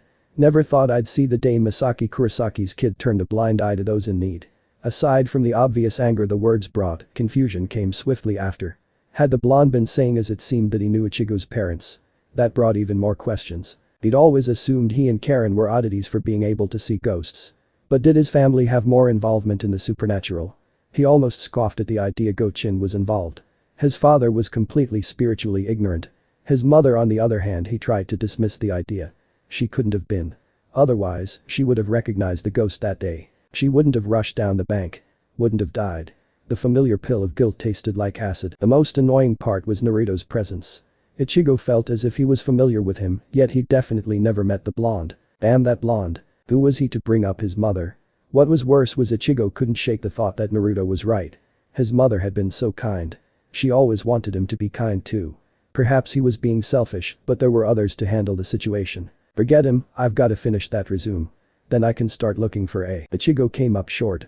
There, waiting in front of his house, was Naruto, leaning against the wall casually. After a moment of shocked silence, Ichigo hustled towards Naruto. He was mindful not to shout and make a scene, he didn't want the neighbors to get nosy. What are you doing here? He hissed. Naruto gave him a smirk that set Ichigo's blood ablaze. You and I need to talk. He couldn't be serious. After what the blonde had said, he expected Ichigo to just listen to him. Ichigo scoffed, shouldering past Naruto roughly. Go try and sell it to someone else. I already said I wouldn't get involved. An iron grasp landed on Ichigo's shoulder. He felt a jolt go through him, that was the only way to describe it. 1 second, he was about to enter his house, the next he was watching his body fall to the ground. Ichigo stumbled back in surprise, yanking at his black robes in a panic as he felt a heavy weight on his back. That wasn't a request, kid. Ichigo gaped at Naruto, or rather, the Narutos. There were two, one wearing the familiar robes of a Soul Reaper, the other the Karakura school uniform. And yet, instinctually, Ichigo could tell the one in the uniform wasn't Naruto. It was the way he carried himself. There was none of the brash swagger of the blonde. What the hell is going on, why am I out of my body? It was hard not to panic for Ichigo. Instead of answering his question, Ichigo found himself being seized by his shoulder. The next instant they were standing atop a tall apartment building. The building looked out across Karakura, over the river bisecting the town, and into the mountains surrounding it. The sun was going down. Everything was painted in a burnt orange light. Ichigo blinked as he recognized their school just a few streets away. How'd we get here so fast? Naruto chuckled, the blonde walked to the waist-height ledge and sat on it, facing Ichigo with one leg pulled to his chest and an arm perched lazily atop it. That was a flash step, kid. High-speed movement technique Soul Reapers use. You'll be learning it in your training. I already told you, I'm not gonna be a Soul Reaper, there isn't gonna be any training. His words didn't seem to sway Naruto, those bright blue eyes of his seemed to glow in the dying light, pinning Ichigo in place. When the blonde spoke, it was with a disconcerting certainty. You sound so sure about that, but you should wait to hear what I've got to say. Come on, be honest, I'm sure you've got questions. He shifted uncomfortably. He really didn't want to give Naruto the satisfaction of being right. But Naruto was the only one who could answer the questions that had been bugging him all day. Did you know my mother? As a matter of fact, I did. Your parents and I are old friends. Which is why I know that once you realize what exactly Rukia has done, you'll change your tune about doing her job. There was an edge to his tone, the type someone spoke with when they were hiding bad news. Ichigo's confidence was shaken. She gave me her power, sure, but she'll get them back. I don't get the big deal. Naruto let out a humorless laugh. You wouldn't, being human and all. But for a Soul Reaper, giving our powers to a human isn't allowed. Not allowed. The blonde shook his head. Perhaps I should say, illegal. Highly illegal. Ichigo began to get a sick feeling in the pit of his stomach. If anyone in Soul Society finds out what she did, Rukia would be locked up for decades. She didn't just risk her power, she risked her freedom. Considering that, I find it hard to believe Masaki and Isen's kid would be okay letting that debt go unpaid. He clenched his fist so hard blood streamed through his fingers. I didn't ask her to give them to me. It's not my problem. His words rang hollow. They tasted like ashes on Ichigo's tongue. On Ichigo, you don't really believe that. Besides, you act as if you've been dragged into this. Truth is, you were always going to be a soul reaper. It's in your blood. Ichigo couldn't breathe. It was like a giant had sat on his chest. What did you just say? Surely, he'd misheard. He expected Naruto to crack a wry grin and admit to the joke. But no grin came. The blonde stared at him soberly. It's just like I said, it's in your blood. You're 50% genuine soul reaper. It was the night air that made him shiver, not the unnerving gaze of the soul reaper. At least, that's what Ichigo told himself. Even if that wasn't the case, your spirit energy is identical to Rukia's right now. Trust me, you don't want Soul Society snooping around and finding a half-soul reaper. Face it, Ichigo, you really don't have a choice here. Though the blonde's words rang true, they were a bitter pill to swallow. What went unsaid, though Ichigo realized implicitly, was he wasn't the only soul reaper human hybrid in town. He had his sisters to worry about. Naruto drew him from his thoughts as he stood in motion for Ichigo to join him. Reluctantly, he did so, walking to the edge of the roof. Besides, Ichigo. You and I are a lot alike. Even if you want to deny it, you care about people. So, I'm willing to gamble on it. The blonde pointed down to the ground. Across the street lay a park. A wide field of grass surrounded a rectangular patch of ground ringed in cement and covered in wood chips, with a slide and monkey bars, as well as other play structures. A little boy slid down the slide with a happy laugh, a short length of chain trailing from his chest. What are you on about? The blonde smirked, though there was no humor in his eyes.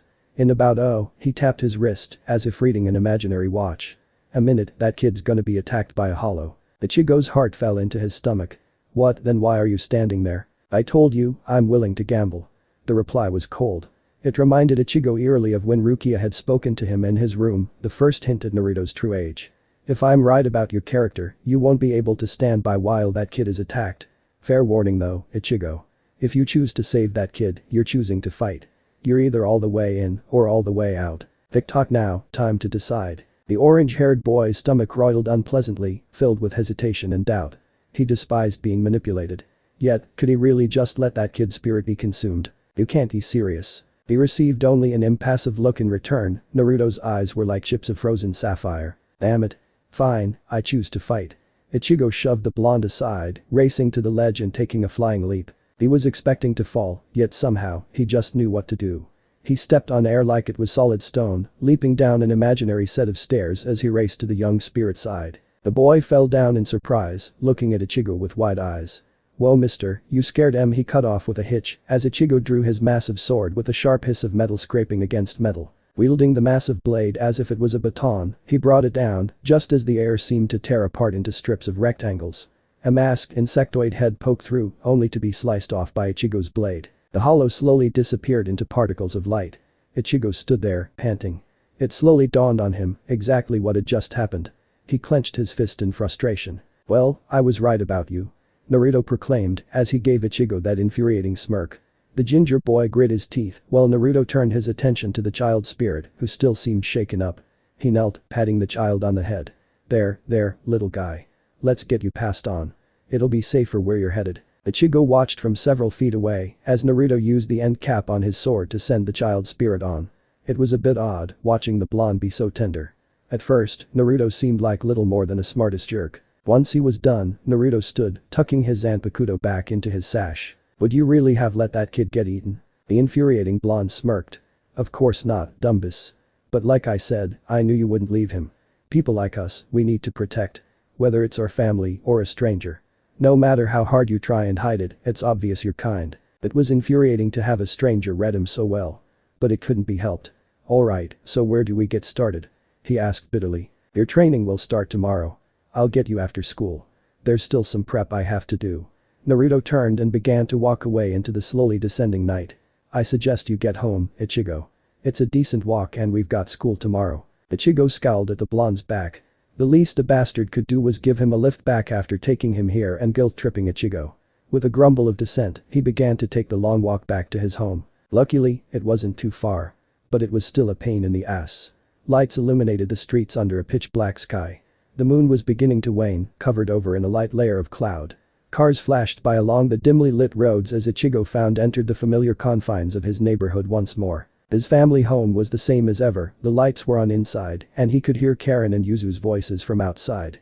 But his attention was largely taken by the imposing form of his father, leaning against the front door of the yellow home. And he was staring right at Ichigo. No, not at him, Ichigo reminded himself. His father couldn't see spirits. If he was half Soul Reaper, somehow, it had to come from his mom. He was certain about his conclusion.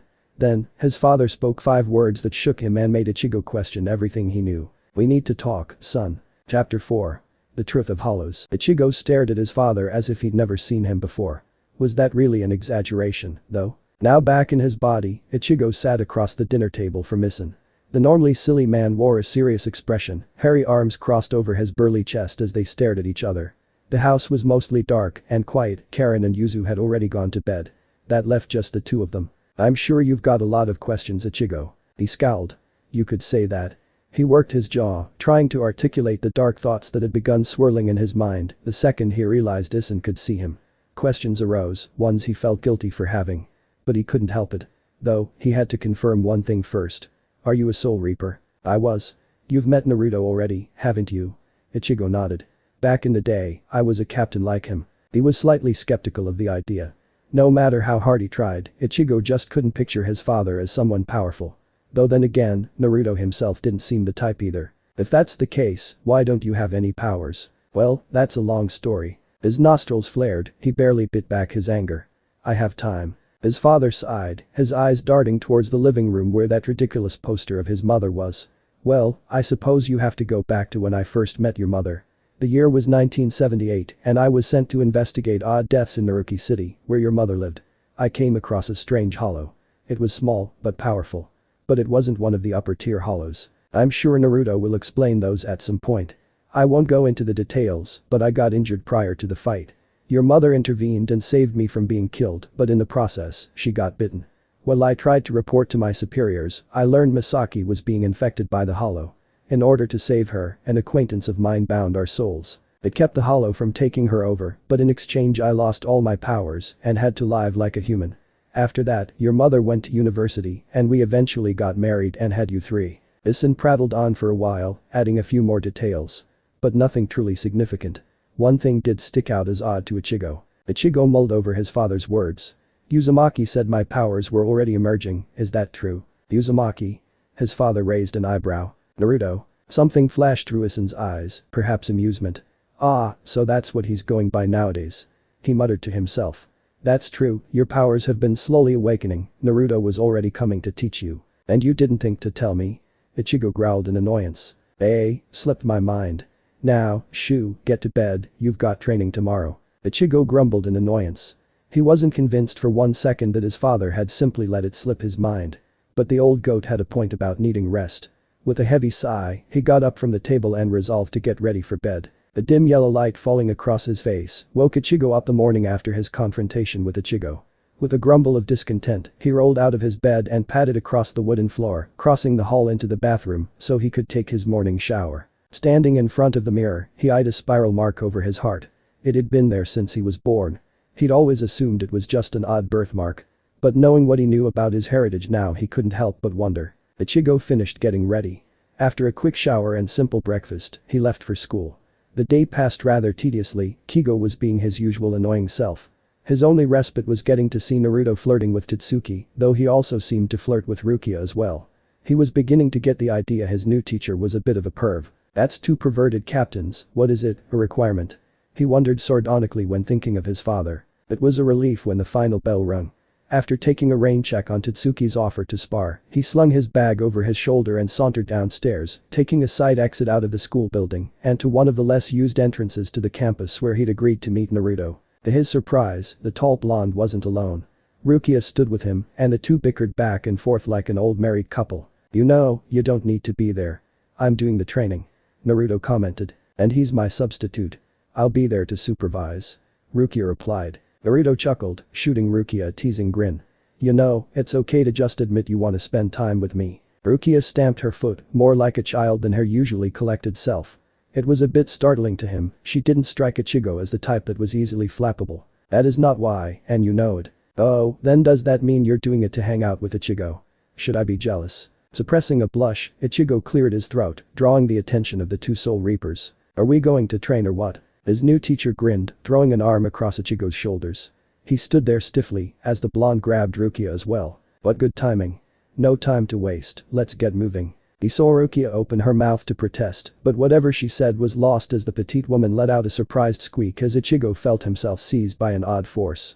The world seemed to stretch and blur unnaturally around them, and in a few blinks of an eye they were across town. They finally stopped outside a dilapidated hospital rose 10 stories, with 3 different wings forming a U-shape and a parking garage connected to the eastern side. A slightly rusty metal fence stood between the street and the building, and thick layers of dust lined every window and door. Ichigo swayed, but managed to stay standing after his experience the day before. He was somewhat ready for it. One person who apparently wasn't was Rukia. She turned and faced Naruto. You mind explaining how the heck you did that? Naruto wore a shit-eating grin as he replied, practice. Practice my ass, you can't just use flash step while in a Ikigai. The petite woman shot back with a scowl. It was somewhat amusing to see the diminutive Soul Reaper so worked up. Now, no need to go mentioning your ass, lovely as it is. For a moment, Rukia seemed stunned into silence, her cheeks aflame. Ichigo felt heat in his own cheeks. After her shock passed, Rukia tried to slap Naruto, but the blonde rose his head, sticking his tongue out at Rukia as she hammered her fists into his side impotently. Pervert. Eager to move away from such an odd direction, Ichigo cleared his throat, forcing his own blush down with a scowl. These kinds of topics always made him uncomfortable. To have Naruto talk about them so shamelessly, it was like some constantly taking steel wool to his skin. Didn't you say flash step was a basic skill? Seems pretty easy for a captain. Temporarily abandoning her quest to pummel Naruto, Rukia crossed her arms with a huff. Not in a Ikigai you can't, not so casually. They make it hard to use spirit energy. Which makes me wonder how this dolt figured it out. He nodded slowly, that made some sense. Or at least, he would pretend it did. So, why train here? He asked, eyeing the hospital wearily. Naruto held up a finger, bringing out a Pez dispenser and popping a small, round orange candy into his mouth. With a pulse of spiritual energy, he was removed from his body. Ichigo stared oddly as Naruto's body remained upright. Not just that, it seemed alert. Ichigo made a note of it, though filed it away for later. Well, the answer is simple. This place is slated for demolition anyways according to a friend, so I bought it. There's just one small thing we have to do, then we're free to use this as much as we want. You can just buy a hospital? He asked incredulously. Naruto ignored his question and began to walk towards the fence. He furrowed his brow, following as Naruto strode forward, eyes sweeping back and forth as though looking for something. The blonde paused before the gate, grabbing the thick chain and snapping it with ease. As they stepped into the courtyard and approached the hospital, a sweatered pale spirit appeared. He looked angry, chains wrapping around him and binding him to the ground, while the base at his chest was slowly peeling away, revealing a hole. Ichigo tensed, though Naruto quickly waved him away, even as the spirit began cursing them. Hey, you, what do you think you're doing here? This place is mine, get lost bastard. The blonde rolled his eyes, slowly drawing his sword and bringing the hilt down to smack into the spirit's forehead. The man sputtered angrily, even as he dispersed into little motes of light. There, now the demi-hollow is gone. Demi-hollow? Ichigo asked in alarm. Yeah, they're souls who refuse to move on. Especially when tied to a location. Their soul chains start to come off, replaced by a hollow hole. That guy probably had another 6 months, but I figured best to get it over with. The blonde rubbed his hands together, let's get started. Doku, help Ichigo out. Understood, sir. Naruto's body stated, reaching into his pocket and pulling out a red fingerless glove emblazoned with the symbol of a skull covered in blue fire. But the Ichigo let out a yelp as the blonde slapped him across the face, ejecting him from his body. Thankfully, the artificial soul caught his body. A little warning next time. You live. Naruto remarked dismissively. Now, come on, it's time we began your training. Ichigo narrowed his eyes, but followed nonetheless as Naruto led them into a parking lot. It was somewhat sheltered from the road, within the U-shaped curve of the hospital's 3 wings. Naruto stopped, turning to face him. Alright, let's get started. First thing you need to know, there are 4 basic fighting styles we Soul Reapers use. I'm sure my lovely assistant won't mind providing diagrams. Naruto motioned to Rukia, who huffed and crossed her arms. Though the blush on her cheeks ruined the image of annoyance. What makes you think I want to help? Naruto bent down, looking somewhat comical as he went forehead to forehead with Rukia. You tagged along, so at least contribute. Whatever. But only because you'd be lost without my drawings. The petite woman produced a sketchbook from her bag, along with a box of colored pencils. Her hand zipped across the page, before eventually she turned it around to reveal crude little drawings of bear-like creatures wearing black robes. The page was separated into quarters, with a bear holding a sword in the top corner. "The hell is that supposed to be? Those drawings are terrible," he commented. Rukia growled, throwing her box of colored pencils in his face. "They are not. Well, I thought maybe you'd improved. Guess I was wrong." Naruto chimed in with a shrug, idly dodging as Rukia tried to kick him in the shin. The blonde spoke, as if he was reading from a textbook. "Anyways, like I was saying, there are 4 fighting styles. Zanjutsu, the way of the sword. Hakuta, hand-to-hand fighting. Ho-ho, high-speed movements. And finally, Kido, spells used for attack and restraint. These 4 arts are the basic building blocks for a Soul Reaper. They also happen to take an entire 6-year course to learn, something we obviously don't have. Then how are you going to train me?" he asked quizzically. There was only so much time in the day, and it seemed like he was already facing a long road in training. "Simple, you don't have the necessary control of your spirit energy to do any sort of Kido or even Ho-ho. Fortunately, there is one spell you can learn. A fancy little thing that'll speed up your training, created by a true genius, if I do say so myself." Naruto buffed his fingernails on his robe, even as Rukia let out a gasp. "Naruto, you can't possibly be teaching him that. You know how dangerous it is." The petite woman sounded worried, setting Ichigo on edge. "Oi, what are you talking about?" Naruto, apparently not holding Rukia's reservations, brushed her concerns aside. "Once upon a time, I was a lot like you. I had too much spirit energy to control. So, I made a technique that split it by making solid clones with an even portion of my energy. That had the added benefit of giving me any information they learned, including muscle memory. It's how I broke the record for graduating from the academy. And despite Ms. Werpen's concerns, you can use the technique safely. You've got spirit energy to spare." His eyes darted between an annoyed Rukia and Naruto's grinning form. He finally settled on the former. "Is that true? Naruto has a point. You do have a tremendous amount of spirit energy. And it would speed up your training." The blonde Soul Reaper chuckled, ruffling Rukia's hair. "Don't mind her, she's just mad cause she could never learn it. It's basically the only Kido that requires 0 finesse and just brute strength. Alright, let's get to it then."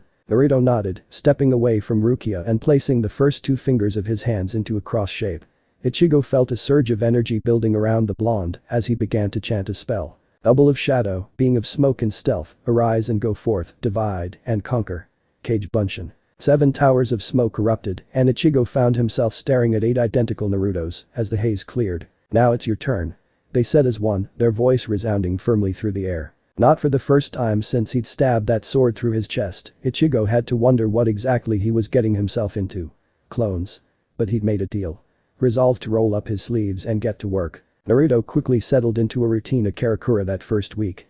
It was actually surprising how much he adapted to school, though the fact Ichigo's friends were so entertaining helped a great deal. In particular, he enjoyed flirting with Totsuki and riling her up. The tomboy didn't seem to know how to handle the compliments, though she seemed to have become used to them, albeit grudgingly. Friday, his 4th day of school, he was on his way to go home so he could rest and get his homework done before Ichigo's training. Before he could make his way through the gates, the sound of his name being called made him stop. He turned, already expecting the sight of Totsuki sprinting towards him. It was hard to mistake that rich tone, gruff for a woman, but not unpleasant in the slightest. "Hey, Naruto, I'm glad I caught you." "Well, I am quite a catch, so I can understand why you'd be glad," he replied, smirking at her confidently.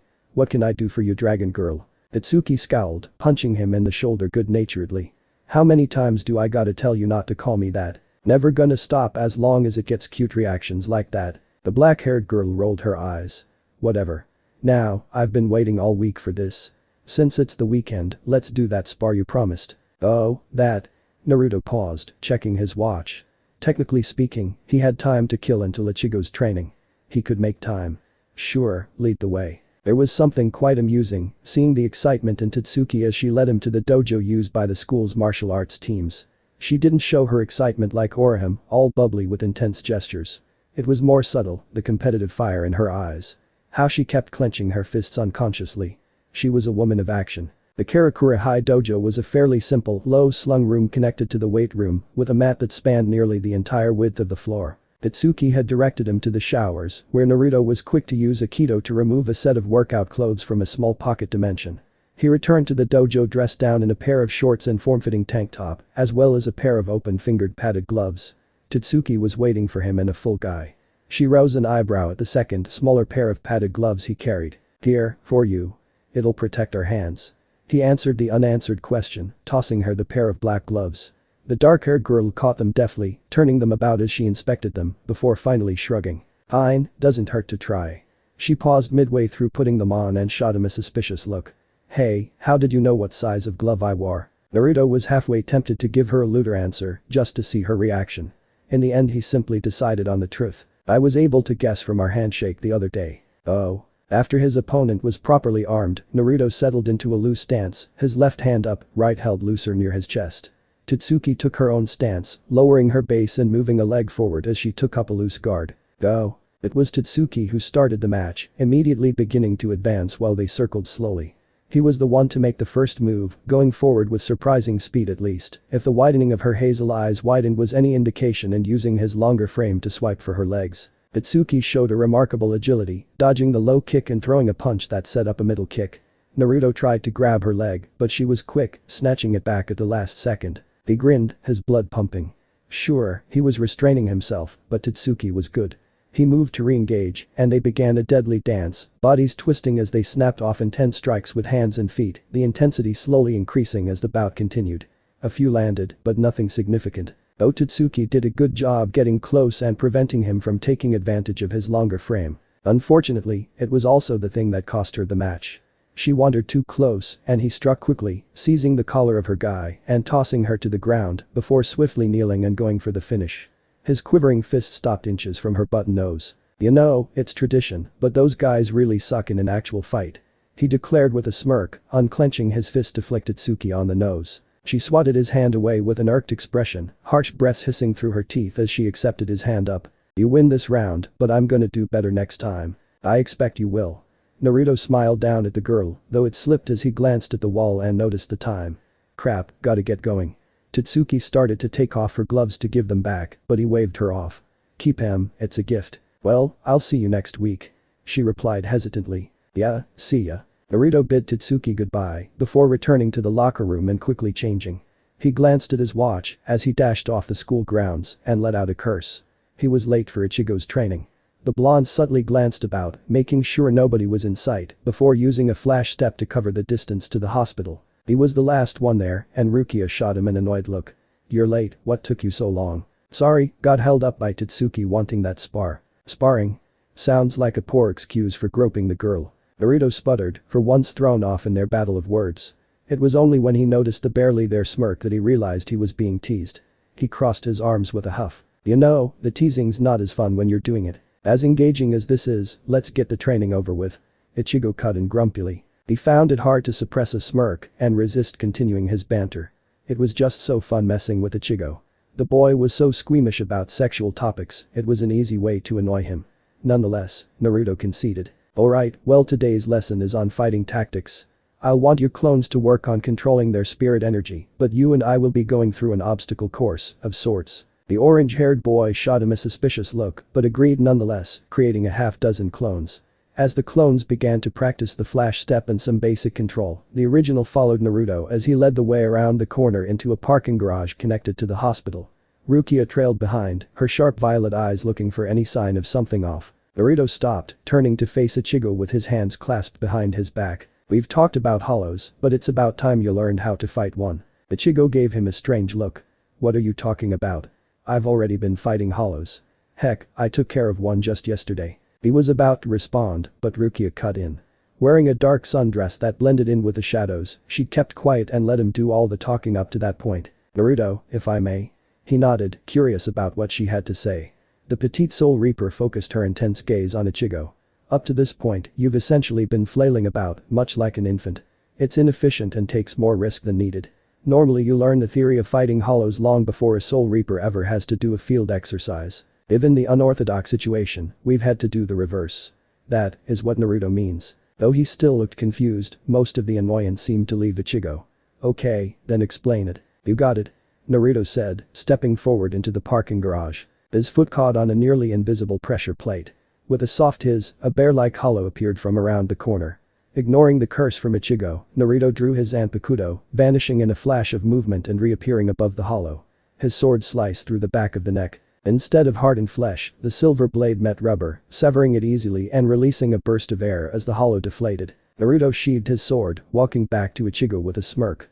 The theory is simple. Always attack from behind. It's safer, and it'll keep you from learning the hollow's identity. Their identity? What are you talking about? Hollows were once human.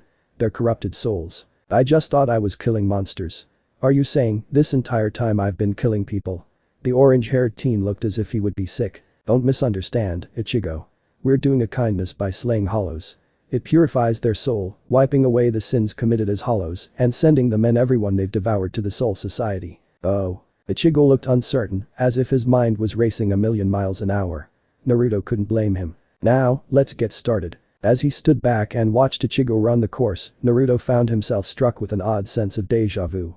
He couldn't help but recall a time when he had been the one being instructed and it was someone else watching him with a stern gaze. The teenager did well, he was quick to react and showed a surprising aptitude for flash step. He ran through the parking garage, completing the course in under an hour. When Ichigo finally came to a stop, panting and sweaty, Naruto finally called a stop to the training. Your clones can go until exhausted, but that's all for today. Good. Ichigo said between pants. I need to get homework done. He winced, remembering the homework he'd missed out doing due to Totsuki. Yeah, now that you mention it, I do too. Maybe I'll tag along and we can work together. What about you, Rukia? Unlike you, I attend to my studies diligently. I'm already done. She said with a haughty air. Oh, well, then I guess you just wanna stay here, see ya. Come on Ichigo, let's go study. Right. Without needing to consult the other, Ichigo and he began to leave the parking garage. After a few moments, Naruto heard the telltale tapping of Rukia's flats as she raced to catch up. Hold on, you wouldn't leave a poor damsel to walk alone, would you? Ichigo scoffed, but Naruto, finding it amusing, played along. Well, if there's a damsel worried about danger, I suppose I should protect her. He said, pulling Rukia into his side. The petite woman squeaked, her cheeks turning pink. She pushed away from his side, though she did nothing to remove his arm from her shoulders. They strolled down the streets of Karakura, passing through a park as they were on their way to the Kurosakis. It was as they walked along the path through the park that they heard a bubbly voice call Ichigo's name. Naruto turned, a little surprised to see Orihime trotting their way carrying a bag of groceries. She wore a light sundress, though his eyes were drawn to the bandage around her upper arm. Had she been injured? He was about to ask, but Ichigo spoke up first. Orihime. What are you doing here? Ichigo asked, his eyes darted towards Naruto and Rukia quickly. Oh? I'm just shopping for dinner. Orihime declared cheerily, I've got leeks, butter, bananas, and bean jam. Naruto couldn't imagine what kind of concoction she was planning to make with those ingredients, though perhaps he was better off not knowing. What about you Ichigo, what are you doing here? As Ichigo fumbled for an answer, the airheaded girl peered around him to Naruto and Rukia. Naruto, Rukia. Do I know you? Rukia asked rudely. Naruto hid a chuckle as a cough before flicking Rukia in the ear. That's Orihime Inoue, she's in our class. We sit right by her. Oh, Orihime. Good day.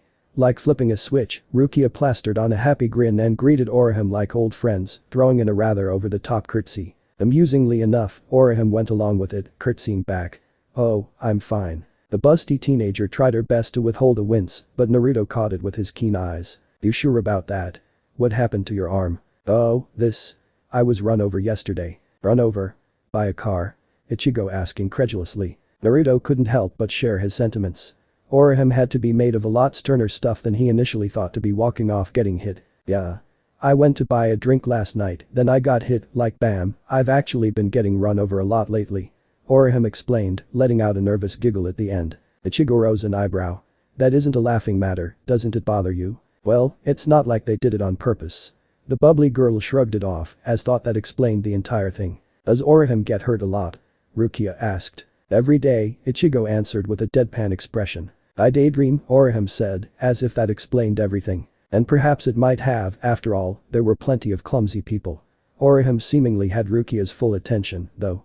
She stared at the orange-haired girl's leg intently.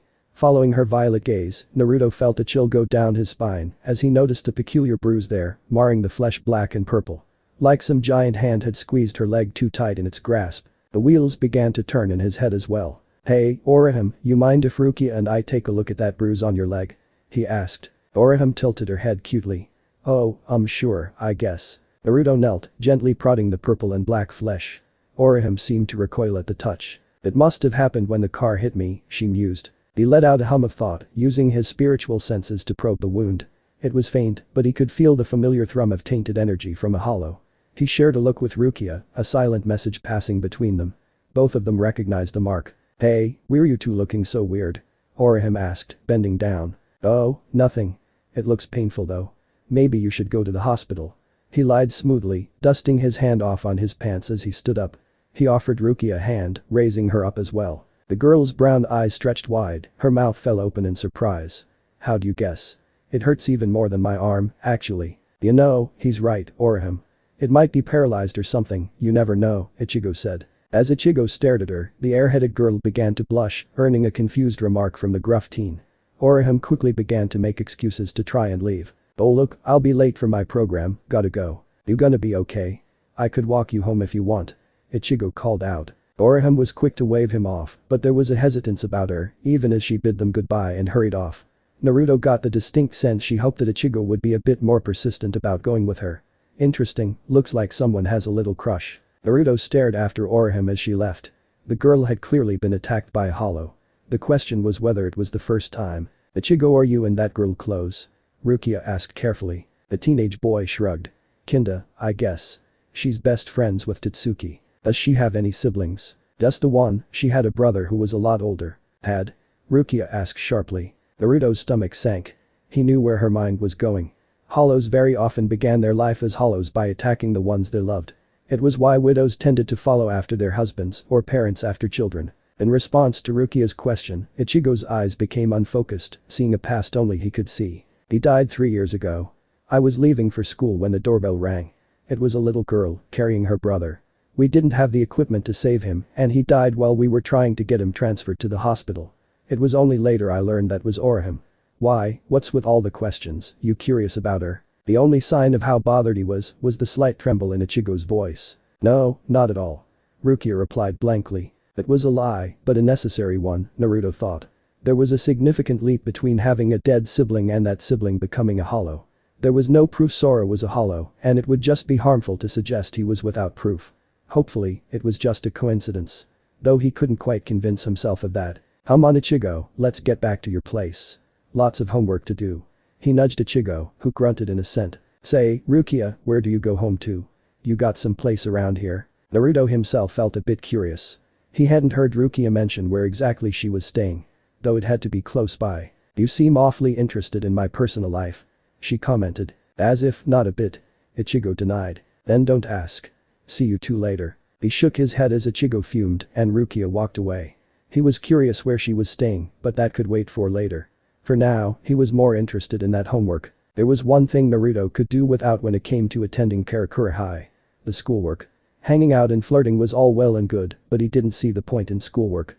What use did he have for algebra? But Kisuke decided to be and refused to give him a kick and shiki to get out of it, so after training, he found himself in Ichigo's room, grumbling over a piece of calculus homework. "You know, for a guy that's like 200, you're a big baby when it comes to homework," Ichigo commented from his place sitting at his desk. Leaning against a windowsill on the bed with his textbook propped on his knee and the sheet across it, Naruto shot Ichigo with a glare. 145, thank you very much." The knock on the door drew their gaze as a young girl with a light brown pixie cut popped her head in through the door. It was a little weird seeing Yuzua's girl almost in high school. The last time he'd seen her she'd been a toddler. "Hey Ichigo, you know where my dress is? You mind knocking before entering?" Ichigo grumbled. "No, I haven't seen your dress, now can you leave us alone, we're studying." As the girl puffed up her cheeks cutely, Naruto couldn't help but chuckle. "Geez Ichigo, no need to be mean. She was just asking a question. Big brothers should be nicer to their adorable little sisters." His comment drew a beaming smile from Yuzu. "Gee, thanks Naruto." She shot her brother an affronted look. "You could really learn a lesson from him Ichigo." The orange-haired boy rolled his eyes and waved his hand dismissively, causing Yuzu to leave in a huff. "Geez. It's so weird. Some of my pajamas are missing too." Brushing off the encounter with a smirk, Naruto went back to his work. He nibbled on the end of his pencil as he considered his next equation. He blinked in confusion as he heard a muffled ringing noise, coupled with a barely audible curse. Shortly after he heard a nearly silent bump in the closet. Ichigo was too distracted to notice. "Wait a second, missing pajamas. No way, she wouldn't." Despite his reasoning, Naruto adopted a deadpan expression. Without any preamble, he tossed aside his book and slipped off the bed. Striding over to the closet with a confused Ichigo watching on, Naruto threw open the closet door, not at all surprised to see Rukia there, crouching on a makeshift bed of blankets. She blinked at him in shock, wide violet eyes reminding him of a rabbit. He breathed in a deep sigh. "You can't be serious." Ichigo was much less reserved in his reaction, pointing an accusing finger at Rukia. "What the hell are you doing in my closet?" The petite woman scowled. She tried to put on a confident front, though Naruto could see right through it. "Of course, I decided to stay here.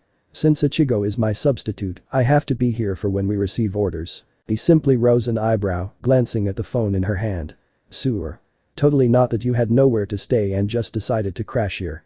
As Rukia blushed, he reached down and seized her around the middle, hauling the squirming woman onto his shoulder. "Hey, what the hell do you think you're doing, Naruto? Put me down." She growled, pounding his back with hammer fists. "No can do, princess. I've got a condo with a spare room. You're staying with me, so Ichigo here can have his privacy. And what about orders? If I'm not here, how is Ichigo supposed to receive orders?" Rukia shot back. With his spare hand, Naruto rubbed his chin thoughtfully. "You make a good point." He slung Rukia off his shoulder, leaving her to land rear first onto the bed, forcing a cute squeak from her. Snatching the soul pager from Rukia's hands, Naruto began clicking through the settings, even as he took a regular flip phone out of his bag. "Hey, give me back my soul pager." Rukia protested, trying to snatch it back. "Settle down, Ruki, I'll give it back in a second," he muttered, keeping the flip phone out of her reach. "Just give me a second, Kisuke taught me a nifty trick." After a few moments messing with the settings, Naruto handed Rukia back her soul pager, before surprising Ichigo as he tossed him the second phone. The teen caught it with a raised eyebrow. "What's with the phone?" "I just connected her soul pager to that phone, a little trick my friend Kisuke taught me. Any mission alert she gets will get forwarded to you.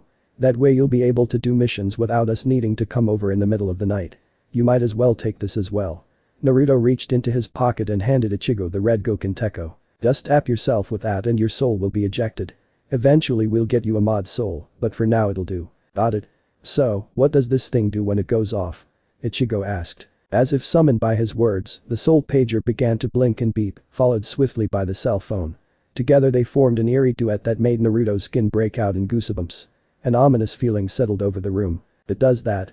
Naruto muttered, glancing at the location the soul pager displayed, along with the codename Acid Wire. It took a moment for the series of numbers for the district, ward, and block to register for him to realize the significance. When he did, his eyes widened. "Ichigo, eject, now." As he gave the order, Naruto snatched his soul candy dispenser from his pocket, ejecting his soul and letting Doku take over. Though Ichigo seemed confused, he obeyed Naruto's order, and that was likely the only thing that saved his life. The orange-haired teen slammed the Goken glove to his chest, ejecting his soul and letting his body fall to the bed just as a large hollow materialized through the wall. The hollow was a beastly thing, a human-like upper body leading to a long snake-like tail. Lank black hair hung to its brown shoulders, its arms a crimson red. And completing the appearance of the Naga-like terror was the white skull mask, with narrow yellow eyes that glared balefully. The hollow let out a screech, swiping at Ichigo as the orange-haired teen dodged. He drew his oversized zanpakuto. "Remember, aim for the head," Rukia shouted. Ichigo swung his sword. The metal whistled through the air, slicing into the hollow's mask. But it was far too shallow. Naruto got just a glimpse of a brown eye and the upper part of a pale face, before the hollow covered its face and turned to flee. Instead of pursuing, Ichigo stood stock still. "What the hell is going on?" "That hollow, it was Orihim's brother." "I see. Then that means we need to get to her immediately," said Naruto grimly. He took a deep breath. He hated these kind of situations. "What? Why?" It was Rukia who answered, stepping forward with a somber air. "Because Ichigo, very often a hollow will attack their loved ones first. He's surely going to try and consume her soul, so we have to act." The orange-haired boy clenched his fist so tightly blood trickled through his fingers from his nails, cutting his palm. Naruto found himself doing the same, as a confusing rush of emotions and sensations swept through him. A deep resolute fire, riotous anger. Older siblings are meant to protect. His eyes widened. He hadn't seen Ichigo's lips move, but he'd heard his words clear as day. Had that been Ichigo's thoughts? A more disturbing possibility occurred to him. What if Ichigo had heard some of his thoughts? "I'll need to talk to Kisuke. There might be more to this bond than we thought." But that was for later. For now, they needed to save Orihim. Turning to Rukia, he gave a teasing smirk. "So, since you can't travel fast on your own, what'll it be? Piggyback like a child or like a bride? Course, there's always fireman style, but that doesn't sound very comfortable." The raven-haired girl got flustered, stumbling over her words with a fierce blush. "Not now, you shameless erg, I can't believe you." "Say no more." Without any more say-so from her, he appeared behind Rukia and swept her up into his arms, drawing an indignant huff as he gripped behind her knees and upper back. She clung to him with a put-out expression, very much trying to give the air of being upset. He didn't need a special bond to know it was more than a little forced. He turned to Ichigo and nodded. You lead the way. Remember, channel the Reishi underneath your feet consistently for a smooth flash step. Got it? Ichigo nodded sharply, throwing open the window and dashing outside. The two of them could pass through the walls easily, but Rukia was still in her gigai. The three of them zipped through the air, using Reishi as a platform under their feet. Ichigo's flash step was still a bit shaky, the boy stumbled every now and then. But he was able to maintain a good pace, and Naruto had no doubt they'd reach Orihim's apartment in under a minute. He eyed his young protege as he led the way, a look of stone-cold determination, hiding the anger that simmered beneath. This acid wire, or Sora, wasn't a particularly strong hollow. But he would be the strongest Ichigo had the chance to face yet. It would be an excellent opportunity to assess Ichigo's growth. Ichigo, I'm going to let you handle this hollow unless anything gets out of hand. Show me what you've learned. The orange-haired boy glanced backwards. He gave Naruto the smallest of nods, the least amount of deference to offer to say he understood. Very quickly, they began to close in on a modest apartment building. One of those ones with about 6 apartments per building and the access from the outside. This is it. Ichigo shouted. Naruto's eyes widened as he sensed the foul energy inside one of the apartments on the top floor. Hurry, he's already here. Ichigo shot forward, going straight through a hole that had been torn out of the wall. Naruto paused to let Rukia down gently on the patio, then followed after him. He'd sensed something when feeling for Acid Wire's energy, another presence he hadn't expected. He emerged on the other side to a chaotic scene. Acid Wire was there, spitting acid as Ichigo dodged. The apartment looked like it had been torn apart, shattered glass and shards of wood and plaster scattered about. A stuffed bear stained in blood was buried beneath the remains of a mourning shrine. Orihim stood there in soul form, her chain of fate connected to her body, as she looked on in apprehension at her brother and Ichigo fighting. Naruto's attention, though, was held by the other occupant of the room. Totsuki was propped against the wall, a gash in her shoulder bled profusely as she struggled to remain conscious. Curiously, her eyes seemed to be tracking the fighting. Could she actually see them? Interesting, but now's not the time. He shot forward, weaving around the fighting and snatching the girl up as gently as he could. With a swish of his robes, he reappeared outside the apartment, setting Totsuki down as gently as he could. She looked up with squinted eyes, her gaze unfocused as she struggled to make out his face. Who are you? I can't make out your face. Oh, so you can actually see me that clearly. He commented in surprise. Take it easy, Rukia here will take care of you. That voice, it's fuzzy, but familiar. Is that you, Naruto? His eyes widened, but there were more important things to do. Naruto waved Rukia over. Heal her as best you can, I'll guard Orihim. He vanished, appearing amidst the fight again just in time to see Sora lunging at Ichigo and Orihim moving to intervene. With a burst of speed, he seized her around the middle, stopping her just short as Sora's bony jaws snapped closed on empty air with a sharp click. The hollow was worse for wear, a hand and the end of his tail having been sliced to ribbons. Orihim gave him a wide-eyed stare, a desperate fire in her eyes. Naruto, you're here too. Please, let me go, I have to help him, I have to help my brother. He's in so much pain. He frowned. He understood where the girl was coming from, but he couldn't just let her throw herself to the hollow's mercy. I get that, but there's no need to risk your health. If he was in his right mind, your brother would want you safe. Acid Wire Sora let out a bellow of rage. Another interloper. Stay away from her, she needs to join me, she needs to die so I won't be alone. Naruto turned and pinned the hollow with a glare as Ichigo struggled to his feet. His hands were covered in acid burns, and his oversized sword lay on the ground. 145 years I've lived. I've seen it so many times I've lost count, but it never ceases to amaze me how those who become hollows lose all sense of rationality. They'll devour their own loved ones without a second thought. Just once, I wish I could see one of you fight those instincts. Acid Wire hissed in rage, he stretched his mouth wide, spitting out a spray of acid, the thing that gave him his name. Naruto remained calm, holding up his palm. Akadm number 8. Siki. An orb of light blue energy formed in front of his hand. The second the acid touched it, the caustic solution flew back towards Orihim's brother, splashing him across the face and making him howl in rage as his flesh bubbled and smoked. Damn you, why are you all getting in my way? Orihim tried to push past him, but Naruto stopped her. Please, let me speak to him. She pleaded, imploring him to let her pass with soft brown eyes. He reluctantly moved his hand but held up a finger in warning. If he tries to hurt you, I will protect you. Now, say your piece. The buxom young woman stepped in front of him, looking up at her brother sadly. The monster stood still, his severed hand and tail dripping black blood onto the ground. Sora, I'm so sorry. I wanted to share everything with you. The happy stuff, things, and people I liked. At first I would just pray every day, but I thought that was being selfish. I didn't want to show you my sadness, I didn't want you to feel any more pain or guilt. So, I hid it from you. I only showed my happiness so you wouldn't suffer. But now I see that just made you suffer more. Tears began to fall from Oriham's eyes and stain the floor as she looked up at her big brother and continued. Every word she spoke was heavy with emotion. It made Naruto think her heart must be tearing in two. I didn't realize it made you so lonely. Big brother, I'm sorry I hurt you. I love you. Spent from her outburst, Oriham collapsed to her knees. Sora stooped lower. When he spoke, it was softer, but there was still an edge of danger that had Naruto gripping the hilt of his zanpakuto tightly. Oriham, little sister. I knew that you stopped praying because you didn't want to worry me, but I didn't care. I didn't want it to stop. When you prayed, your heart was all mine. With his eyes cast on the ground, Sora seemed to be staring at something. Ichigo limped forward to stand next to Oriham, he followed the hollow's gaze. Ichigo bent down to pick up a light blue hairpin in the shape of a flower. That hairpin, it was a gift from you, right? She told me that. It was the first gift you ever gave her, she still wears it every single day. You know, it's the same for those who die and those who get left behind. They all feel alone. Look at you, so caught up in your own pain you completely forgot to think about hers. Sora stared at the hairpin in Ichigo's hand.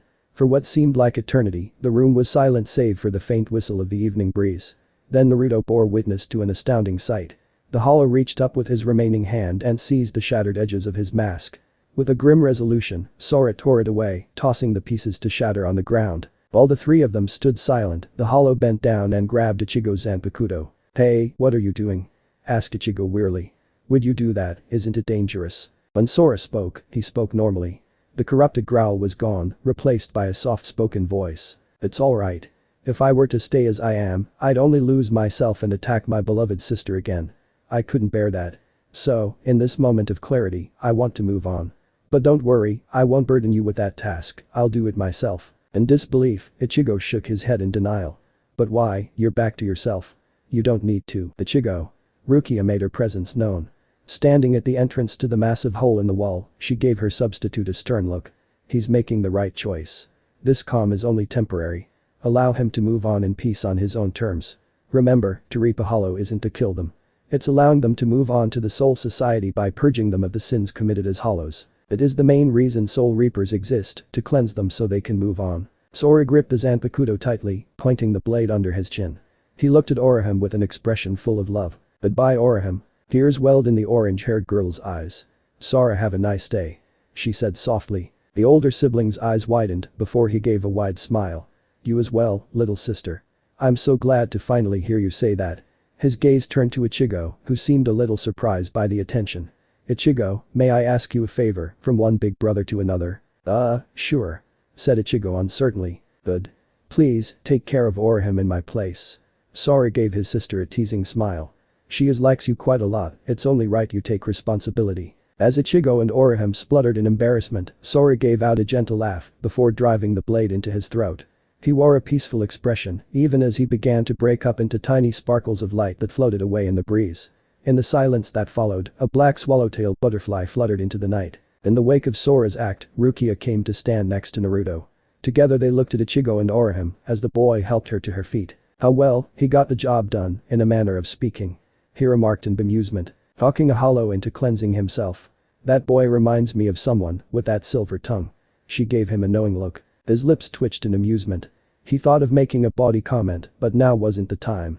Now was the time to begin cleaning up. It had been an eventful day, but it was over and he had a new roommate to get settled in. What if Naruto has hallow zanpakuto and bleach? Thanks for watching my video till the end. If you enjoy this content, then do consider subscribing to my channel and leave a like if you guys need the next part, comment down, and thanks for watching the video and see you guys in the next video.